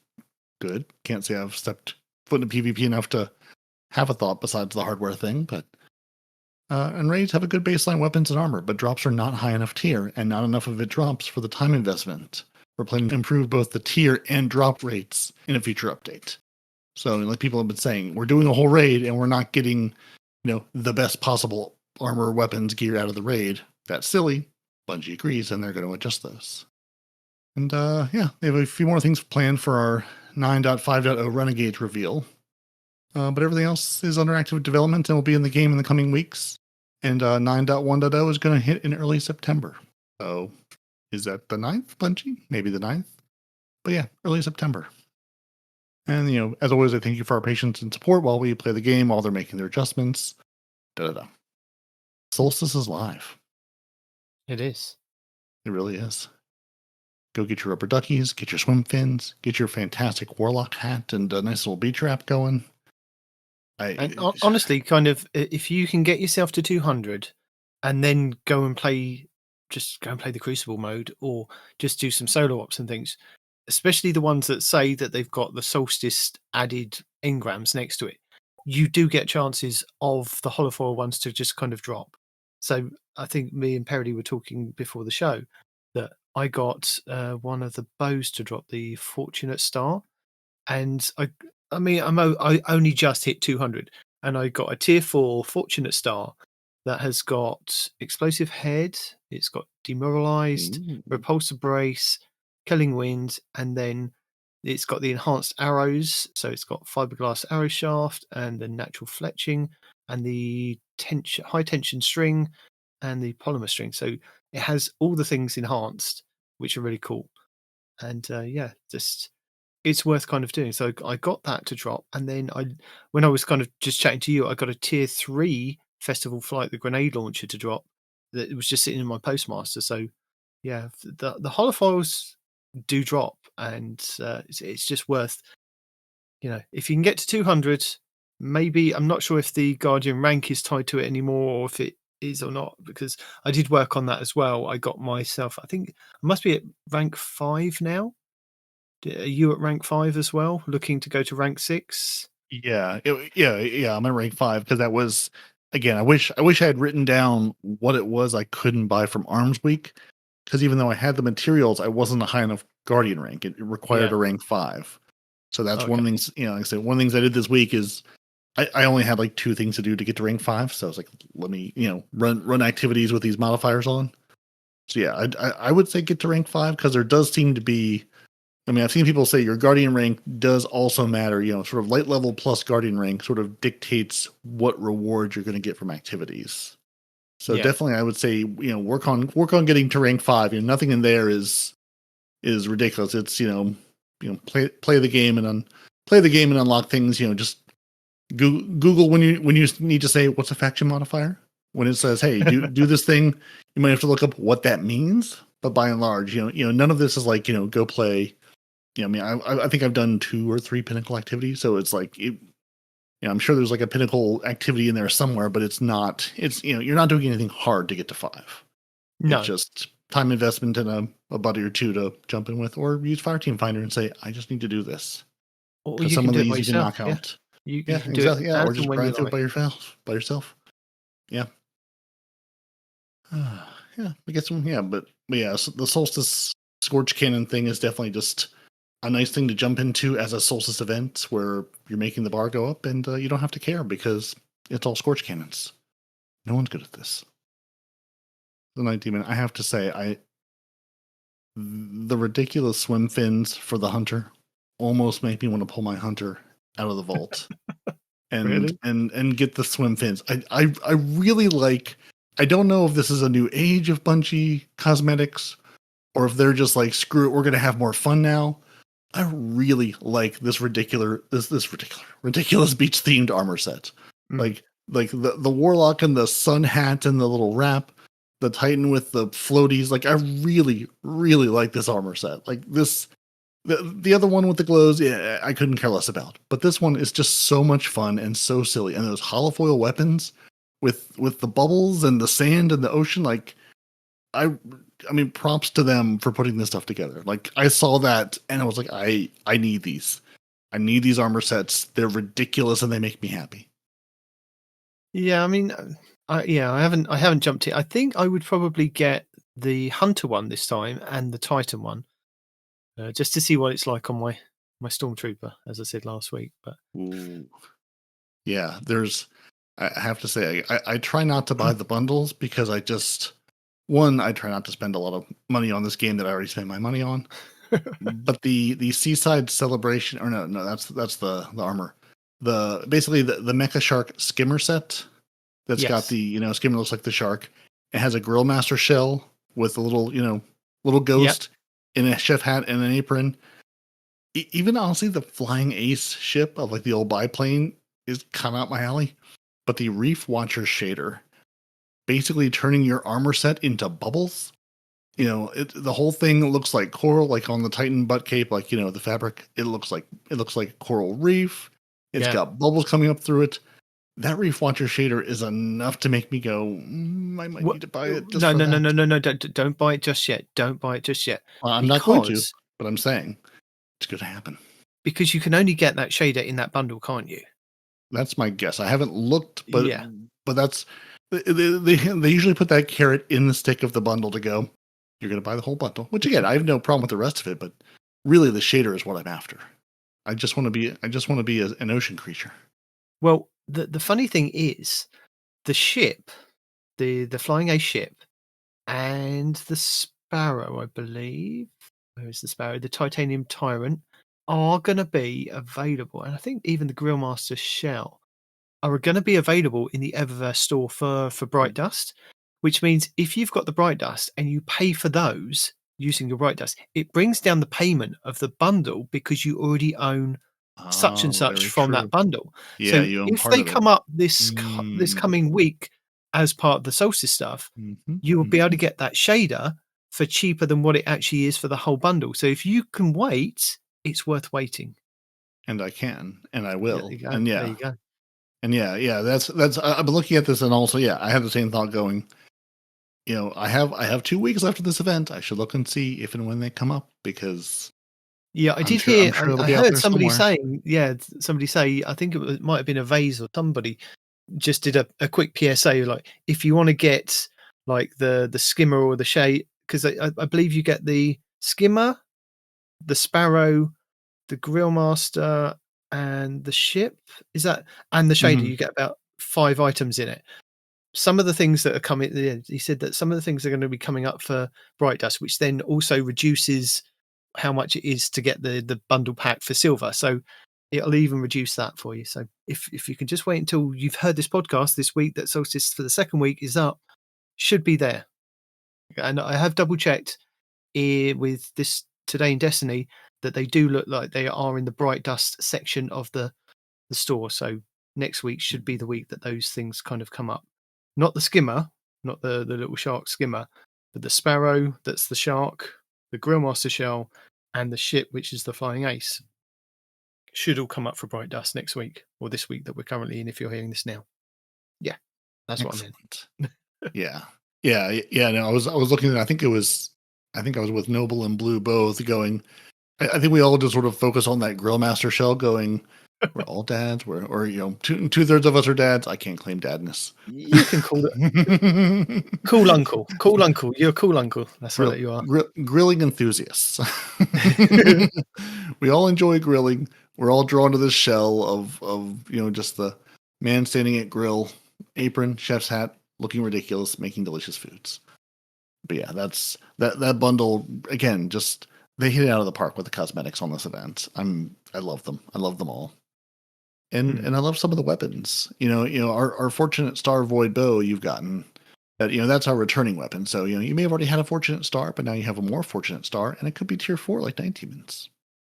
That's one of those that can roll with our favorite combination of destabilizing rounds and repulsor brace. If you want to just sit at distance and plink away at things and turn them into void. But we also got the Yeartide Apex Light Solar Submachine Gun and the Festival Flight Area of Denial Strand Grenade Launcher. Which, I mean, the Strand Grenade Launcher, Area of Denial, is my new favorite type of weapon. It just makes me happy to throw things into an area and go, you're all Strand now. The end. But I think the SMG is the winner of this year's most beloved weapon. I've seen so many people talking about and making videos on, hey, like this is the weapon to get. This is the one you want to run with. So, I mean, good weapons, good cosmetics, and the holofoil versions of them, of the little ocean water and the seashells and the bubbles. I need them, Night Demon. I need them. So I know you said you got a good fortunate bow. Have you got any other good rolls of the other two, the SMG or the grenade launcher? I did. Where's my grenade launcher? Where is my grenade launcher? Will be under. Oh, it's a primary grenade launcher, isn't it? That's why I'm scrolling down to secondary, but no, it's a primary. I think I've only got the one that's in my vault, which has got Vorpal Weapon on it. It's also got Elemental Honing, Recycled Energy, and Envious Arsenal. It's all right. I'll probably dismantle that one if I get a nice other shiny one for that. And the submachine, I got a couple of the submachine guns, but I haven't got the God roll, and I've got. I think who was it? The Irol. Irol's got 2 videos this week going over the Yeartide Apex God roll guide, and for the grenade launcher, the Festival of Flight, basically calling them the best weapons in the game for both of them. So I don't know which one is the best weapon because he says both of them are, but the He says yes. submachine gun is really good on a Titan and a Hunter with their builds for solar. And I've got a couple of good ones. I don't think I've got any holofoil ones of those, or if I did, I dismantled it because they weren't that good. But yeah, I've got a couple of tier 3s that have got the double perks. So I've got Chaos Reshaped and Target Lock with Lone Wolf and Transcendent Moment. I've also got one that's got Incandescent and Chaos Reshaped with Demolitionist and Attrition Orbs. And I think there was one of the builds that he had was Demolitionist and Incandescent. So that's one of the ones that I kept because he said it was good. What about you? Yeah, I'm sort of in the same boat. I've got one of the Yeartide Apex SMGs. It's got Attrition Orbs and Burning Ambition on it, which isn't great. It's only a tier 1. I haven't had good luck with getting those to drop. They've been a lot of just really mediocre rolls that I've dumped. I've got a Festival Flight that's a tier 3, one of my very few tier 3s that have dropped, with Ambitious Assassin or Slice and Attrition Orbs or Elemental Honing. So I'm enjoying that one so far. But yeah, I honestly I haven't looked at what the God rolls are. I probably should be. I may be taking those God rolls and dumping them in the trash. But they've all the SMGs have all been tier 1s. Even the one I have is just a tier 1. So I haven't gotten any better rolls of any of those yet. So I felt pretty good going. If you're a tier 1 and I don't look at those perks immediately going, ooh, that's what I want. I feel pretty okay sort of deleting tier 1s at this point. Yeah, trying to put I'm trying to draw a line somewhere going. Like I've just started this week going, okay, this is a tier 1 armor piece. I can probably get rid of it. Unless I just don't have a tier 2 that's, the same archetype with the same perks in the same slots. I think there's like one tier 1 piece I'm still running because I just need a tier 2 or higher piece with the same archetype that, bump my class and weapon up. But yeah, I'm trying to draw the line of going, I don't need to keep all of these. I don't need to keep every version of this weapon. I just need to keep the 1 or 2 I'll actually use. Although, I gotta say, I'm real close to just laying waste to my vault weapon-wise. I'm really close to just saying, I mean, there's probably a dozen to 20 guns that I will keep because they are absolutely like, things I've just used forever or things that I know are good and aren't going to not be good. But there's a lot of stuff in there that I've kept sort of just because, or maybe it was once good, it might be good again. And I'm really thinking this might be the time to just say, but I don't need you. You're not a tier thing. You're never going to get better than you were pre-Age of Fate. So why am I hanging on to you? Haven't done it yet, but I'm close to pulling that trigger. To be honest, I was very close today because when I had to get the Solstice armor, I had no room to move any of the other armor into my vault because I'd realised I'd stacked up on some of the new weapons. So then I had to go back and kind of do the comparison and which weapons I actually wanted to get and which ones I was just saving because they were the higher light level to bump up my light level to get other drops. And I was like, I don't need that weapon, but I only need it kind of the light level. So I went back through and I deleted about 15 things. So I was like, oh, I'm back down now. I'm all right. So we can continue to play the actual game now. Yeah, we got some breathing room. Yeah, Yeah. I mean, it is really just. I know again, I've seen a lot of people sort of having that same discussion this week. Going, is this the time I start dumping some of those? Oh, I held on to these because stuff because you're just getting so much. I mean, again, just so much new weaponry, new armor, and going. It's a new batch of things where you don't know what's good. You're not sure what's going to be the thing to keep. So you're just, and that's the exciting thing about like, it. Isn't I'm trying to keep all of it.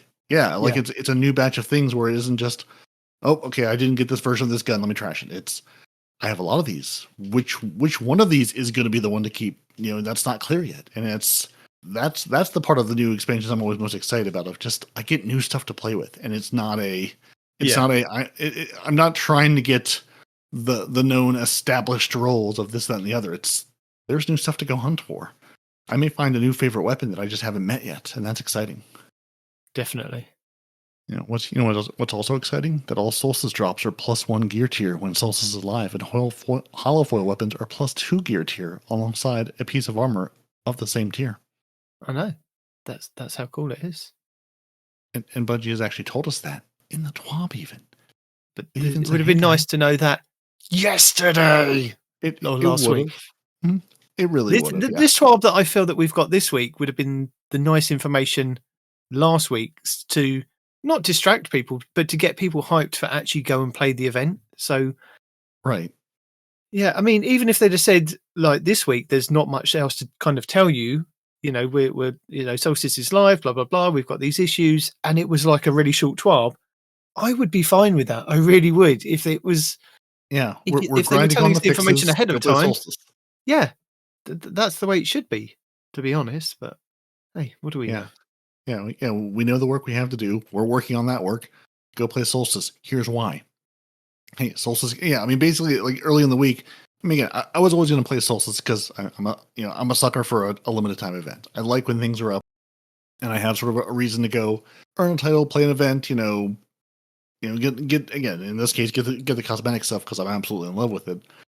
But the moment that I heard people saying, "Hey, this is dropping higher tier gear," I am getting higher tier stuff just for showing up, just for playing. Yeah, Done. Sold. Like why was that not, the very first thing you put out, Bungie? What that big Solstice thing popped up earlier in the week. Hey, Solstice is here, blah blah blah. Just say Solstice is here. You can get the +1 gear or +2 gear. That's it. That's all you had to say. If you wanted to show off, the beachy armor sets too, but that's all you need to say to get people playing the activity, to get people playing the event. Yeah. Hey, there's a bonus to this. Go do it. Done. Dusted. Here we are. definitely. So we did get our 2019 armor back, the lustrous armor, but it's armor 3.0 now with unique set bonuses. Yeah, and I've gone over those in the tweet. Oh, excellent. Yeah. So people know all about our rapid solar final blows heal you in our photo galvanic. Yeah. The other one. Photogalvanic, yeah. Photogalvanic and cauterized, yes. And they also know about the modifiers because I've gone over the modifiers. I've also gone over the challenges and the triumphs. So, yeah, if you didn't listen to that in This Week in Destiny, you have to go back now. It's timestamped. Go back because I tell you all the stuff, all the rewards that you get, all of the other stuff that you get. It's like a mini guide just for you. It was there last week. It's there this week. We'll probably be there next week. No, because it's not here next week. Oh, that's too bad. Yeah. So go earn your things. They're delicious. Go play the Crucible mode. You'll get things drop. What about the Twitch drop? How do we get that? There's a Twitch drop. Well, to celebrate the Summer Solstice event, a new Twitch drop for the Gracious Colossus emblem. You have to gift a sub in a participating D2 live stream between now and the 19th of August. So basically, go turn on. It's one of those. Which is it? I want to say it's sort of a pity they put some of their best drops behind gifting a sub, but I mean it is. It's something. It's $5. It's $5 to your favorite creator. Go find your favorite Destiny 2 streamer and say, I would like to give somebody a gift sub. And you have to gift a sub. Your Amazon Prime one doesn't work. You have to actually gift the sub to someone, just a tier 1 sub. $5 US and whatever that is in your local currency. Thereabouts. And you'll get this beautiful golden emblem, this gracious gloss one that you can walk around and wear with pride. So have you also told us about the Fireteam Ops Matchmade GM difficulty that's coming? No, I haven't. I should. You should. So you wanted it. No, I didn't want it, but some people wanted it. So they've added it this week. They need the challenge. They need a challenge. So Grandmaster difficulty is now live in the Fireteam Ops. So be prepared. This isn't for the faint of heart and requires a solid build and teamwork. The required power level for access is 360, but base combat power is 400. So tread lightly as you enter the fray. Like Expert and Master before, the selected challenges, banes, and boons will be different each day. Both locked loadouts and limited revives are on, and you can only be revived. By teammates. So be careful out there. I was just thinking, when I was reading that, I was like, who else is going to revive you? So the combatant that taking that That fallen captain Was will a not take Vex pity going to come over and just kind of go, will not you take need to pity get back on up you. so I can hit you again. I was like, okay, I get it. The fact that you can't revive yourself. Yeah. This isn't Destiny 1, no self-reviving. No. You do have to do something. Yeah, I saw the same line. I was like, is the captain going to take pity on me and say, oh, hold on, get up, you can do it, bud. Come on, hang in there. You can do it better. So yeah, that's now live, and next week the portal will receive an update in the form of the Accelerator Score Multiplier, which significantly increases the challenge multiplier, making it easier to attain higher reward scores. And here's an update of the calendar, because we need that, because we need to know what's going on. So week of August 5th to the 19th, so this week and next week, Solstice. That's it. That's all you need to know. Matchmaking opens for Grandmaster Fireteam Ops. That's already here. Week of September 2nd, so that's in a couple of weeks, like I said earlier, Heavy Metal event returns. Hopefully that's going to return with more to it, because unless you're going to entice people with, again, the +2 and the +3 or +1 and +2 higher tier rewards in there, if you've already played Heavy Metal, what is the incentive to return to Heavy Metal? Is it going to be that you're going to give us 3 maps this time rather than just that one over and over again? I feel that you need to kind of improve on this, Bungie, and I need more information. But again, we are a couple of weeks out from this, so we might actually get some more information. And then the week after that, September 9th, the Ash and Iron major update. Dungeon content, more details to come. It's coming. That's it. It's coming. Yeah, it's coming. It's happening. Yeah. I sort of the same thought of if you did play, I mean, and to be fair, the Heavy Metal was, I think, also 1 week when it was up before. So yeah, I mean, it could have been, a lot of people probably either missed it or, dipped a toe in and said, this was fine, but, haven't played enough, didn't sit here and sort of semi-know life Heavy Metal get their title. So at least you've got that to chase. But yeah, if you've gotten your title last time, maybe there'll be an armor set. Maybe maybe there'll be something specific to Heavy Metal you can earn, some other benefit to it. That'd be nice. Yeah. Either way, I'm excited to step back into it and just play around with it.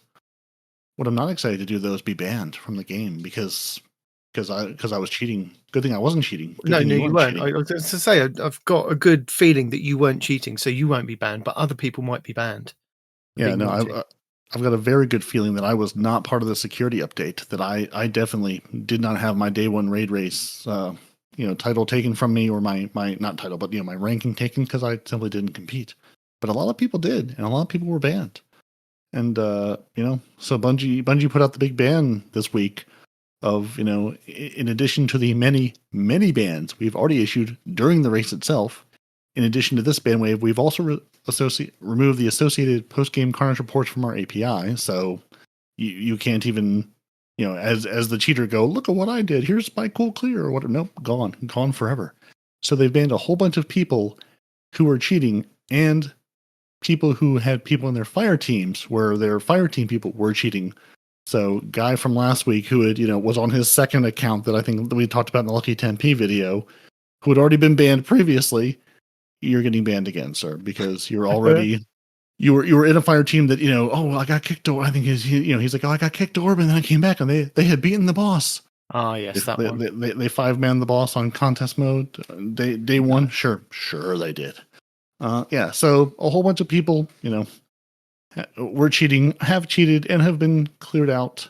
Bungie said, hey, this is the ban hammer. This is the code of conduct. Cheating is a bannable offense. Done. If you do think somebody was cheating, they do have a link in the 12 here to their contact form of, hey, players suspected of cheating and poor behavior. And they do have the, hey, what qualifies as cheating? They do say don't go posting things on social media and screaming about it. Don't go brigading people and saying, this guy was absolutely cheating just because you lost your trials match or whatever. Contact Bungie. Let them look into it. If something happens from it, you'll get that little, the banner that pops up and says, hey, we've taken action on a report you made. So they have a form. Go there, report people for cheating. If you've got video, if you've got screenshots, if you've got clips, you can send along to say, hey, here's what they were doing. The gun was gigantic, the Guardian was tiny. Like some of the stuff we saw in trials. Yeah, trials or comp last week or week before. It makes it really easy to go, yeah, that's an obvious cheat. If you're just like, hey, I think they were up to no good, not to say Bungie won't take action, but it makes it harder for them to go and research and try to figure out. But if you've got clips of things happening, submit those to let Bungie know. It makes it really easy to go, hey, they were cheating. Here's why. They can go look on there and they go, oh yeah, no, that they were using weapons they shouldn't have or doing insane amounts of damage, etc. Yeah, go report people to Bungie. Bungie will ban them. It'll make the game better for everyone. We also have Solstice savings. Ooh, so if you want to go shop in the shop until the 19th of August at 9:59 a.m. PT, you can get exciting discounts on existing products like your Nerf limited Ace of Spades blaster, or maybe your Art of Destiny Volume 3, your floating traveler lamp, and more. They're doing a $7.77 flat rate shipping right now during our Solstice sale. So if you've been putting off buying things because shipping is too expensive, should be a flat rate. I'm going to assume if it's flat rate, it means for everybody. Nope. You hope. Shipping valid orders placed from August 5th through the 19th. Standard ground shipping service within the continental US, EU, and UK only. So Night Demon, you and I can enjoy $7.77 shipping. So can the EU. Everybody else, sorry, it's going to be more. But if you do buy a thing, you get the Destiny 2 emblem Sunburst, which is also pretty and golden and yellowy. Or you can go, Bungie also reminds you that some of the rewards are retiring soon. So if you want your Chorus of One displate and some of the other perks and pins and stuff, go buy them before they go away, because they're going to retire them in the 19th of August at 11:59 PT. So basically, the 18th of August, make sure you've bought everything you want to buy from Bungie, and then you won't have to worry about it. Because after that, it might be gone, and you might be sad. You won't have your raid jacket or your displate or your other stuff. But you are going to have Night Demons. Is it player support? You'll never guess. Yeah, I'll say you'll never guess. Only you will. So yeah, our player support report, because we've got things to talk about. So we have an update to your Fortunate Star bow. What were you doing, Fortunate Star? Due to the Fortunate Star bow displaying as a precision bow, but being built on a lightweight frame, it is not currently receiving the intrinsic benefits of either the lightweight or the precision frame. So we'll be updating all versions to correctly receive the lightweight benefits in update 9006. So your tier 4 bow will be even better because it'll actually have the lightweight benefits instead of no other benefit right now because it can't decide what it wants to be. So that's good. Yeah. Maybe. Good or different. So that one they wanted to call out specifically. We also have some known issues because of course we do. So Scorched Crucible matches are not progressing the first step of the Celebrating Solstice quest. So don't start there if you're trying to do Solstice. Go do literally anything else, I guess, to go progress that part of the quest, because you can't start with the PvP game mode. So the one thing for Solstice, you can't play to start Solstice. Players can progress the step successfully by completing the alternate PvE activity objective, which I'm pretty sure is just like go play something or go play something and get a rank B. I don't remember what it was exactly, but it's nothing particular. It's just go play other things in the portal. Okay. The baseline level of mobility for all players is lower than intended. You're not just slower than you thought; it is lower than they wanted it to be. You're just slow. That's it. Yeah. Due to an issue last week that we called out, due to an issue where Dead Messenger can output more damage than intended in PvP, it has been disabled in those activities. So you still can't dead message. So not allowed. Your tier 5 armor pieces are not saving mod information to loadouts. See, all the more reason not to grind your face off for tier 5. You can't put your armor pieces mods and loadouts. They're just not there yet. The body counting daily challenge in the portal is not progressing faster with Guardian kills as intended. So just go kill Vex and Cabal and Fallen and other things. And they'll progress just as fast as they should be. The Fortunate Star bow is also dropping with an unenhanced version of Eye of the Storm perk at higher weapon tiers. That's not so good. Yeah. So in case you thought you had a good Eye of the Storm, no you don't. Players who have already hit maximum seasonal power are not receiving bonus reward drops from portal activities. Boo-hoo. Yeah. That does suck though. Again, you grinded your face off and what do you get? You get to come back when they fix this. The Lighthouse chest rewards are sometimes giving lower gear tier rewards than intended. Trials of Osiris medals are also not counting towards skill of one gilding triumph. So trials, a little buggy. In trials, special ammo meter progress is not retaining between rounds. I saw somebody talking about that. Maybe it was Cammy this week, where it should, you should be getting your kills and earning that meter progression, and every time the round ends, it's being reset. So no one's getting special ammo. So double primaries it is. In trials, Spreadshot Hand Cannon has an incorrect stat package. I don't know what it has, but it's not the right one. Your Vigilance Wing is not granting increased recovery when the last stand is active. And PC players using the Intel Ultra-Core processors are experiencing higher rates of game crashes. So just go back to console and be happy. Less cheaters, less game crashing. It's good times over here. Just embrace the blue or the green box, depending. And that's what we've got this week. Those are all the things that are broken. We've got art, we've got movies. And then Bungie will be back next week to tell us about more things that have happened. We did get a whole slew of fixes. And I keep looking at these big batches of fixes going, should we read all these to people? Should we just point them at, hey, here's the thing if you want to read it over? What do you think? Is this in the 9.0.5 update? Yeah, the 9005 update of... It's basically, hey, we fixed sprinting, so you should be able to sprint now. I believe we did mention these last week of the things that they were looking at to address, and I think most of these we did actually cover with what was coming up. Remember, I said, I'm getting confused with some of them saying 9004, and they said that they have done them or they're looking at doing them. So I do believe that we have sort of done that. The only one I will kind of reiterate to people is that there is a one-time offer of 200 unstable cores available to all players due to an issue at the Edge of Fate's launch, causing some players to lose their cores. You can go and see Master Rahul in the tower. He has them for you, free of charge, 200, not to be sniffed at these days, No. So yeah, grab them. Who else is handing you free unstable cores? Nobody. Just Rahul. Yeah. He loves you. And if you're wondering if other things were fixed, you can go look at update 9005 and it'll tell you. Because the show notes, it's there. It's going to be there. All the notes. Yeah, because there's a lot of small things, but the big thing we touched on. So if you've got a favorite bug, go see if it was fixed, because Bungie will tell you. Bungie did on the Destiny 2 team, socials. They said on the August 5th, currently tracking an issue affecting rewards for players at exactly 450 for grade A scores in the portal.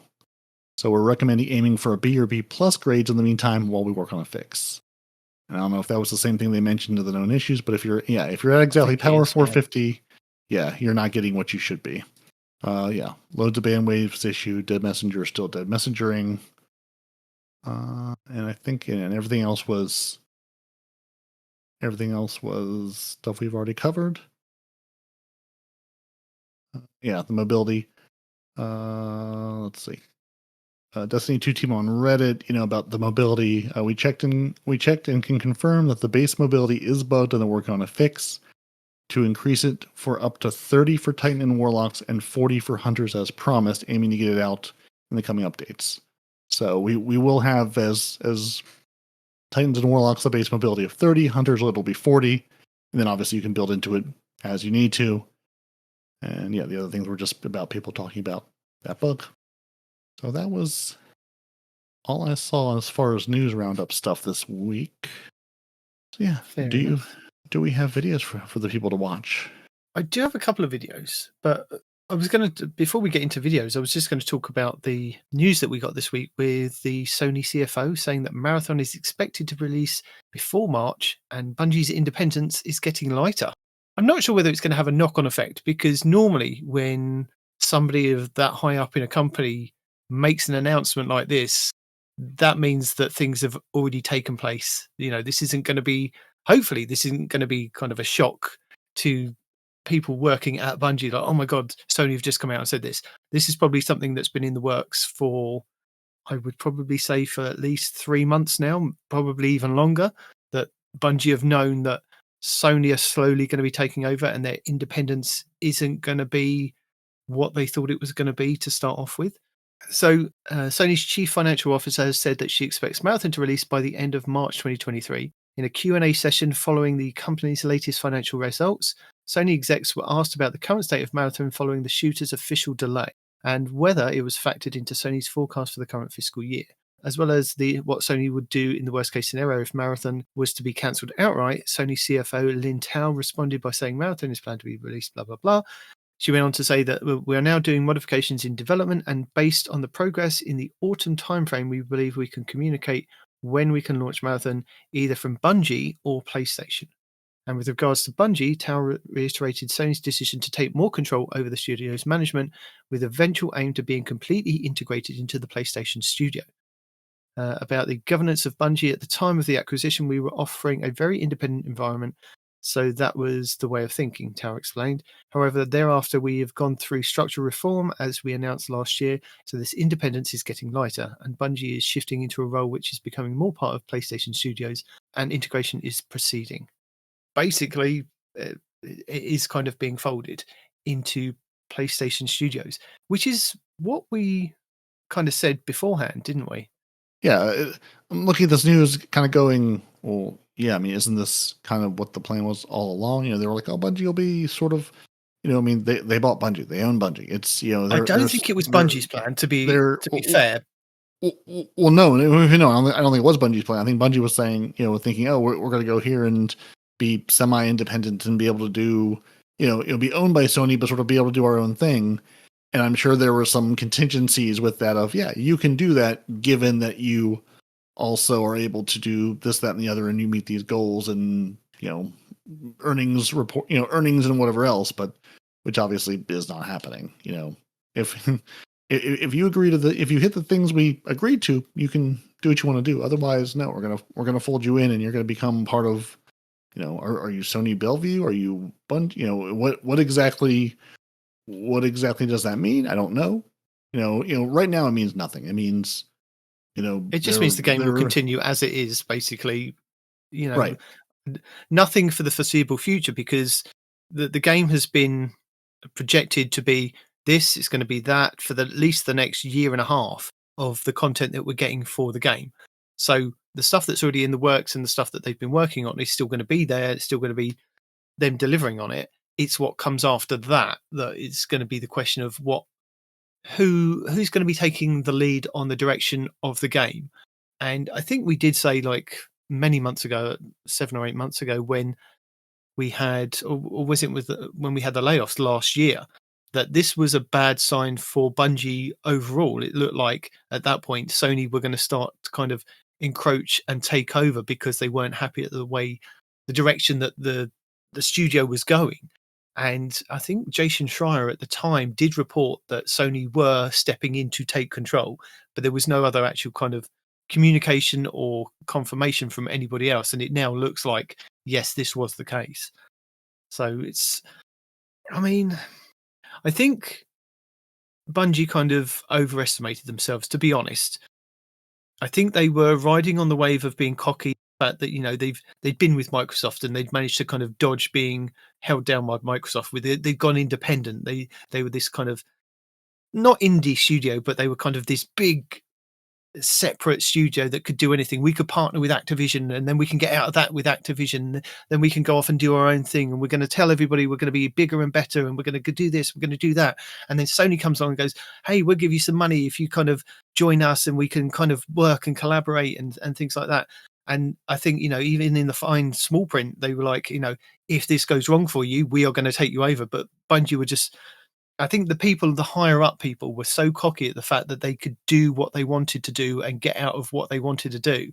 I don't think that they kind of wanted this to actually happen to Bungie.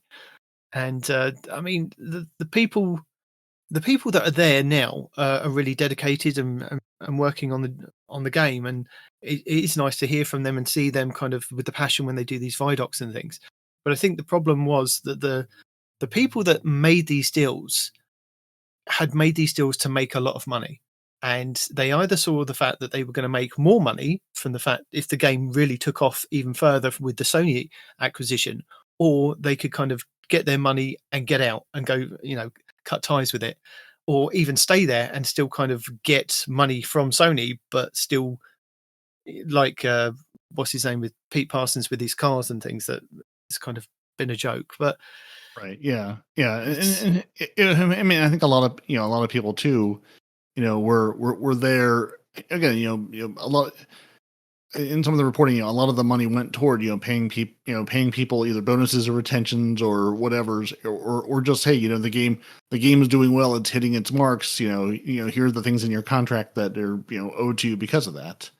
And I think we've seen a lot of between the layoffs and everything else going on. I think a lot of people have moved on either because they wanted to or because they had to from the studio. So they've lost a lot of the leadership that was helping to lead and direct this game, and now we're in a place where the game is like I said, the game is not doing what Bungie hoped it would do. It's not hitting the marks it would hit, and Sony said we're this is a business. We're here to make money, and we're not seeing what we need to see. So, if you can't turn the ship around, we're going to turn it around for you.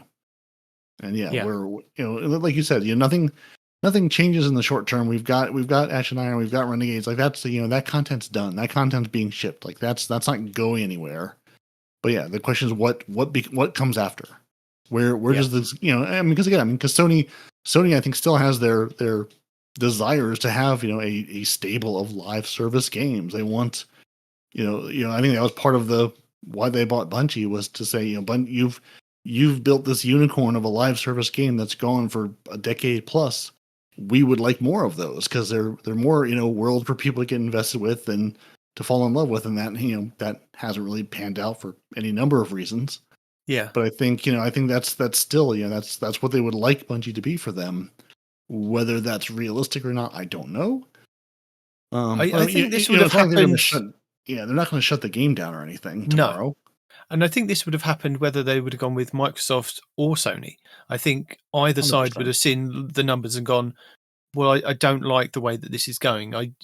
You told us it would be this. You projected it was going to be this. You haven't done this. And yes, there has been a number of factors that have led to that, not just necessarily the game being bad or the game being good or the getting to the end of the 10-year saga.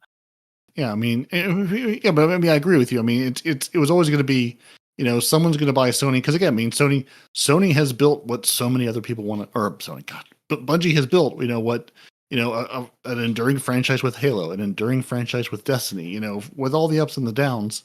It is, they have built a live service game that continues to go and progress and change and build. And yes, there will always be ebbs and flows. And it's not, make line go up forever.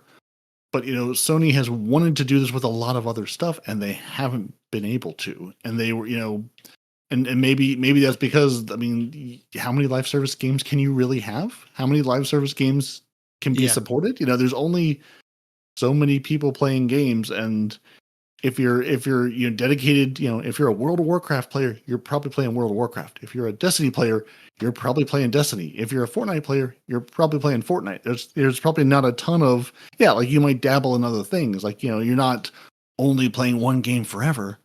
But if it's a live service game that you've sort of selected and vibe with and are like, this is my game, there's probably not room for a lot of others. So it's like how many people are out there to sort of get roped into these live service games. And I say roped in, but to play these live service games, how many people are going to think, oh, this game is fun. And then a decade later, wake up and blink and go, what happened? There's some games aren't, not everything can be a whole world and a whole live service thing. Some games are just games you play, you beat, and you move on. I think that's the thing, isn't it? Is that Sony saw what Microsoft had started to build with like the acquisition of Mojang with Minecraft, and the fact that they could still give you a game that they owned that was on PlayStation, was on Steam, was all over the place, and they could make money off of your platform, and you couldn't do anything about it. And I think Sony were like, "Well, we want to do that," and then Microsoft got Call of Duty, and it's like, okay, we need something that players do play. And even if it came down to the fact that Bungie did eventually just kind of dissolve into Sony, like whatever it's called, the Sony ecosystem, I don't think Destiny would ever kind of go away, and it wouldn't ever kind of just go back to being, or go to just like a single platform now. I think this is what Sony want. They want something that is across all platforms, that you can play on their platform, but you can also play on other platforms and they can make money from it. And I think that was kind of their ultimate goal, because at the end of the day, you've seen what Microsoft have done with Halo series. It was Bungie's. They then gave it to 343, and 343 have kind of taken it and developed it. It may not necessarily still be Bungie essence, but it's still that game that people still love to play. And I think that's the way that this is kind of going. So we may kind of get down the line that it isn't a game that is developed by Bungie. It's Sony Entertainment Studios, or whatever they call it.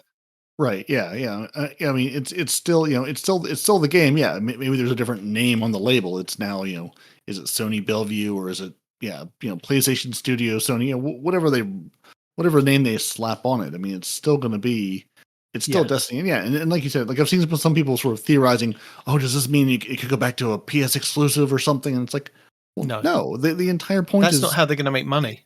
Right. Exactly. At the end of the day, they need to make money.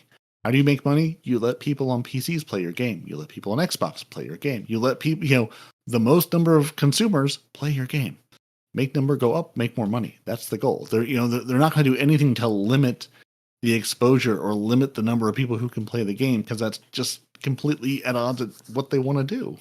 And I think when the acquisition went through, everybody was quite skeptical about what would actually happen with Bungie, and is this a good thing for Bungie? And a lot of people say, no, this isn't a good thing for Bungie. But I think ultimately, at the end of the day, if they clear out the people that are making the bad decisions at Bungie, and they keep the people that are passionate about the game, and they promote those people, and they keep those people in positions of, look, that can actually make the game a very good game going forward and get more players on board, then it's only a good thing for the game to get better, and for Sony at the end of the day, because we saw what kind of Bungie did when they were partnered with Activision and they had the help of other studios. Imagine that being Sony, and Sony going, right, we want to kind of double down on this game, because Marathon may not be the game that saves our kind of live service thing, but Destiny is going to be the thing that we can kind of get behind and give some resources to, and get it out there and get it to a wider audience, and start making those films, making those TV series, making those whatever else to kind of cross brand and get more people interested in playing this game. And without those people that at the moment, I think a lot of people are screaming out, you're taking all the money, all the bonuses, and you're not actually investing it back into the game for the players. You're not delivering us the content. If they've given us, like we said earlier, with the solo ops and the Fireteam ops, stuff that wasn't like 15, 16, 17, 18 months old, that it's just kind of reused content and not kind of updated kind of content. If you'd actually invested and built new stuff, or given us Crucible maps, given us this, given us that, Gambit was there, a new refreshed Gambit from the get-go. I think that would draw a lot more. If it was a game that was constantly being invested in and things were actually happening, and it would bring more people to the game, I think. So I don't see this as a bad thing that Sony are kind of now stepping in, or not even now, recently stepping in and going, right, we are now kind of taking control. You guys continue what you're doing, make it good, and we will support you, and we will continue kind of to push this game. And I think that's probably the best. That's the best that we can kind of hope for. At the end of the day, I think Bungie did deceive us in a way of saying we're going independent, we're going to be able to do this and don't do that, when that really wasn't the case. I think it was more of a kind of thing of, hey, come and look at us. We're we're for sale if you want to buy us, kind of thing. We're a big studio, we're independent, and we're making all these promises. And yeah. I mean, I agree with you. I mean, I would love to see Sony use the synergy they have being Sony. How do you get people into playing your video game? And again, at the end of the day, there's only so many people interested in your looter shooter video game. The numbers are probably never going to peak. I don't know what the overall number of Destiny players was at the best time of Destiny 2 ever, but the numbers probably, there's not a lot of room for that to grow probably. But there could be so much room for people to get into the Destiny universe, to fall in love with the show, to the books. You could, the number of Halo books and just like larger world building there is around this, this franchise, you could get people into, that you could get people. You have this decade long, set of stories and characters that are interesting and dynamic, and there's so much room there to play with. I would love to see, you're only ever going to get so many Destiny players, but I would love more people to just be able to fall in love with this franchise and the characters in it in a different way. And Sony is so set up to do that. And in a way, you want to get people into the game, make this, introduce people to the characters, to tell them about the stories. There's so much there to explore. I hope we see some of that with the the integration into Sony. Again, I think Destiny has always been a game that thrived when Bungie had help to realize their vision. With Activision, with Vicarious Visions and the other studios, being sort of called in to help them build things out. I think that's when the game was at its best, when it had the resources to be at its best. I think Bungie may have always, sort of bitten off more than they can chew in terms of just what they can build out in this game. So I'm hoping we see good stuff out of this. Again, the game's not going anywhere. It's nothing huge and drastic is going to happen because again, Sony wants to make money. Bungie needs to make money for Sony. Like nothing's happening to our beloved game in the short term. No. Hopefully this, and it obviously wasn't that big of a deal for them to not even address it in this week's TWAB because the CFO thing came out a couple of days beforehand and Bungie didn't even address it. So it's like, okay, we're just going to carry on talking about the game, which is good. They are focused on the game. Right. Yeah. Yeah. And I think, like you said, hopefully now there's room for people within Bungie to move up to those senior roles or those manager roles who are passionate about this game and building this game and want to see it continue to succeed. I think, there's people who got the game to where it is. And then there's the people who carry the game forward, and getting those people into roles where they can do that, where they're empowered to make those decisions and have those seats at the table is going to be what gives the game life. And when we're sitting here 2 years from now talking about Destiny and where the game has gone, that's what's going to set us up for that success. Yeah. We'll see. So yeah, that's what happened this week. Yeah. Somebody said something's happening, and it's probably already happened. That too. Minor little things happening. Yeah. Maybe Marathon will be a thing. Maybe it won't. Who knows? Yeah. But we're here for Destiny for now and forever. Definitely. So yeah, like I said, I've got a couple of videos from Error going over submachine gun and the grenade launcher from the event. I've also got Hammer Titan is back and already one of the best builds. 750% buff. This is with the new gauntlets, the Panopalopalopalopalopus, those ones. So Aurora's got a build. Yep, Thor gauntlets. Mm-hmm. Thor gauntlets, yeah. Aurora's got a guide for you for that. Aurora put out some really good videos this week, and I was like, oh, I'll just keep watching all of these. He has got one that I started to watch. I haven't kind of finished it yet. So maybe it does look interesting. It took him 168 hours to get to 450 power. And was it worth it? ? So, and in his video, he put loot cave. So I'm hoping that he covers where the loot cave is because I can't find the one that Lucky 10p did. So yeah. And then Mactix did all the Beyblades for a new Hunter build is ridiculous. Whoopsie. So, yeah. There are a few moving parts to that, and it does help if you have good hand-eye coordination with catching your little dagger coming back at you. But if you can do it, there's all the Beyblades, and those are my video recommendations for this week.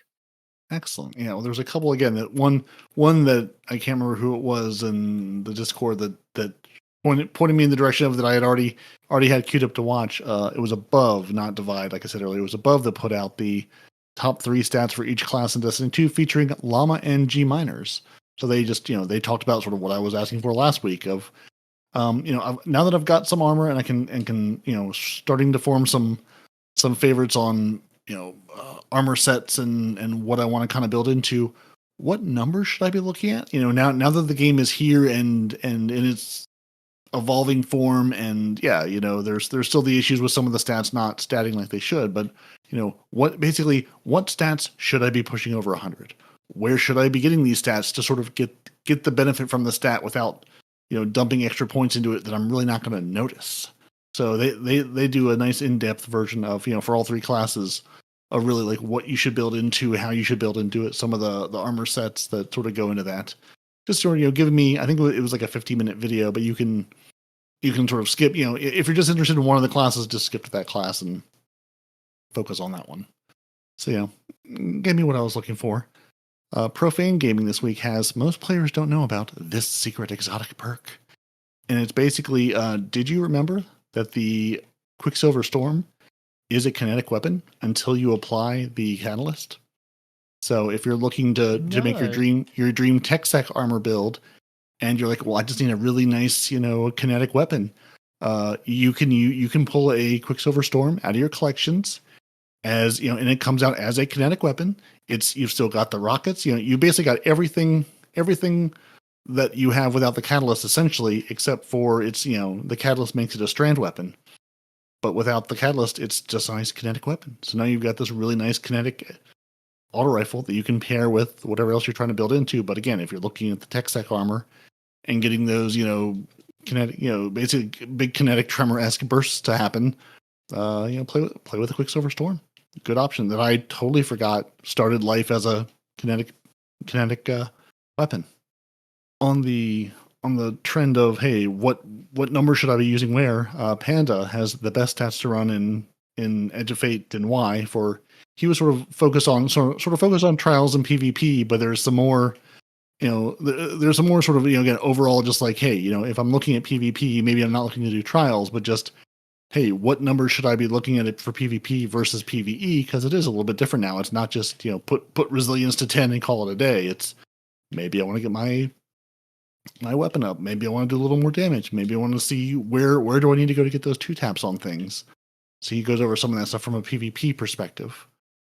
Esoteric gives us the common misunderstanding of B plus tier turning into A tier rewards, of just sort of, again, helping us sort of understand how the game works, where, you start an activity and it says, here's your forecasted result. But then once you finish the game, you may look down in the corner and it says, well, that little number says I got the 100,000 points I needed, but I didn't get the A tier. And basically the point of his video is look at your actual end game rewards where it shows you your kills and your modifier, and that's the number you want to look at, not the forecast number, not the one little box in the corner, but sort of the post activity number of did you get the score you needed to get into A or B plus or whatever. So that's why you're sometimes if you're forecasted for one thing, it goes a little bit higher and doesn't, just sort of explaining how that interaction works and what numbers you should be actually paying attention to. And then Cami Cakes had, I think second to last, Cami Cakes has tier 1 armor can be competitive in PvP. Just saying, he's really become my go-to person of sort of just breaking down sort of the what's and the whys of how some of this stuff works, again, from a PvP perspective, but also just he goes into his thought process and the build crafting of, all sorts of different combinations, largely hunter focused, because he's like, I'm going to play hunter. He's like, you can do some of the stuff with Titan and Warlock, but hunter really sort of has the best kit for what he's looking to do. But yeah, if you're wanting to play PvP but not grind your face off for tier 3 or 4 or 5 armor, take your tier 1 stuff in, and here's what you can build into and how you can build into it to, again, really get to the point where can this weapon two tap? What number do I need to see to make this weapon its most effective at different archetypes? And then finally, Llama has all 8 armor set bonuses, breakdown, effects, combos, and more. So he goes over the 8 armor sets currently in the game, including the Raid armor set and the Solstice armor set, of just, hey, what's available? What's worth running at, is it worth investing all the way to a tier 4 somewhere? I mean, or all the way to the, to the 4 armor set bonus, or should I just run 2? Sort of which ones are worth my time? And, the number says, hey, doing this gives you this. What does that actually mean? Doing this gives you a buff to your, on healing on solar kills. How much is it worth it? And just sort of his take on, which of these armor sets are sort of worth building into, and again, real world in game, what actually is the effect of some of this stuff. So I'm just gonna say tech sec for days, because kinetic weapons go burr, and it makes me happy. Yeah, so that's what I've got this week. Just a nice little smattering of numbers and things, and helping me understand how all the numbers work. Yeah. And as always, all that will be in the show notes. Just like our lovely patrons, who are also in our show notes, in our hearts, and we appreciate them. Our grenade throwers of Renard Calant, Gold God 1562, Noble, the man Conan from Texas, and Farrell, and Gravy Jeff on Deacon's Day 1 Raid Team. We appreciate all of our patrons who have gone to patreon.com/TTAH, who continue to have the express written consent to ask Night Demon for merch. You can ask. Yep. I'm not saying you'll ever get, but you can absolutely ask. So yeah, thank you to all of you lovely human beings who have said, we appreciate what you do, and we like hanging out in the secret Discord, where we can, give you crap individually, specifically, one-on-one. And thank you, dear listeners. Thank you, dear Night Demon. Thank you, all of you, for joining us. Your Titans are Peroty and Night Demon. You can find the show wherever you get your podcast. TwoTitansAndAHunter.com is where all the show notes are. All those videos we talked about, all those links we make. Really you should go to YouTube and just follow Two Titans and a Hunter, because you can get all these lovely videos Night Demon makes about what I should wear this week, what I should play this week. Is Grappler a thing, or is my game bugged? It'll answer all those questions for you. Not all of them. It'll answer some of those questions for you. And then after you watch that video, it'll recommend you a video that may answer you the question you're trying to get to. Maybe, yeah. Yeah, there's always a chance. But yeah, if you've got thoughts, comments, questions, concerns, TwoTitansAndAHunter@hotmail.com, TwoTitansAndHunter.com will get you to everything you want to find in our lovely show. And if you want to join our Patreons, patreon.com/TTAH. If you want to leave us a coffee, that's coffee.com/TwoTitansAndAHunter. That's ko-fi.com. And, hey, September's coming. Iron Banner is going to make a return. You really should go to twitch.tv/TwoTitansAndAHunter and give us a follow over there, because you never know what might be happening. Something. There's always a chance. Always. And until next week, Night Demon, tell the people goodbye, hello, whatever you want to tell them. Toodles. Bye, everybody.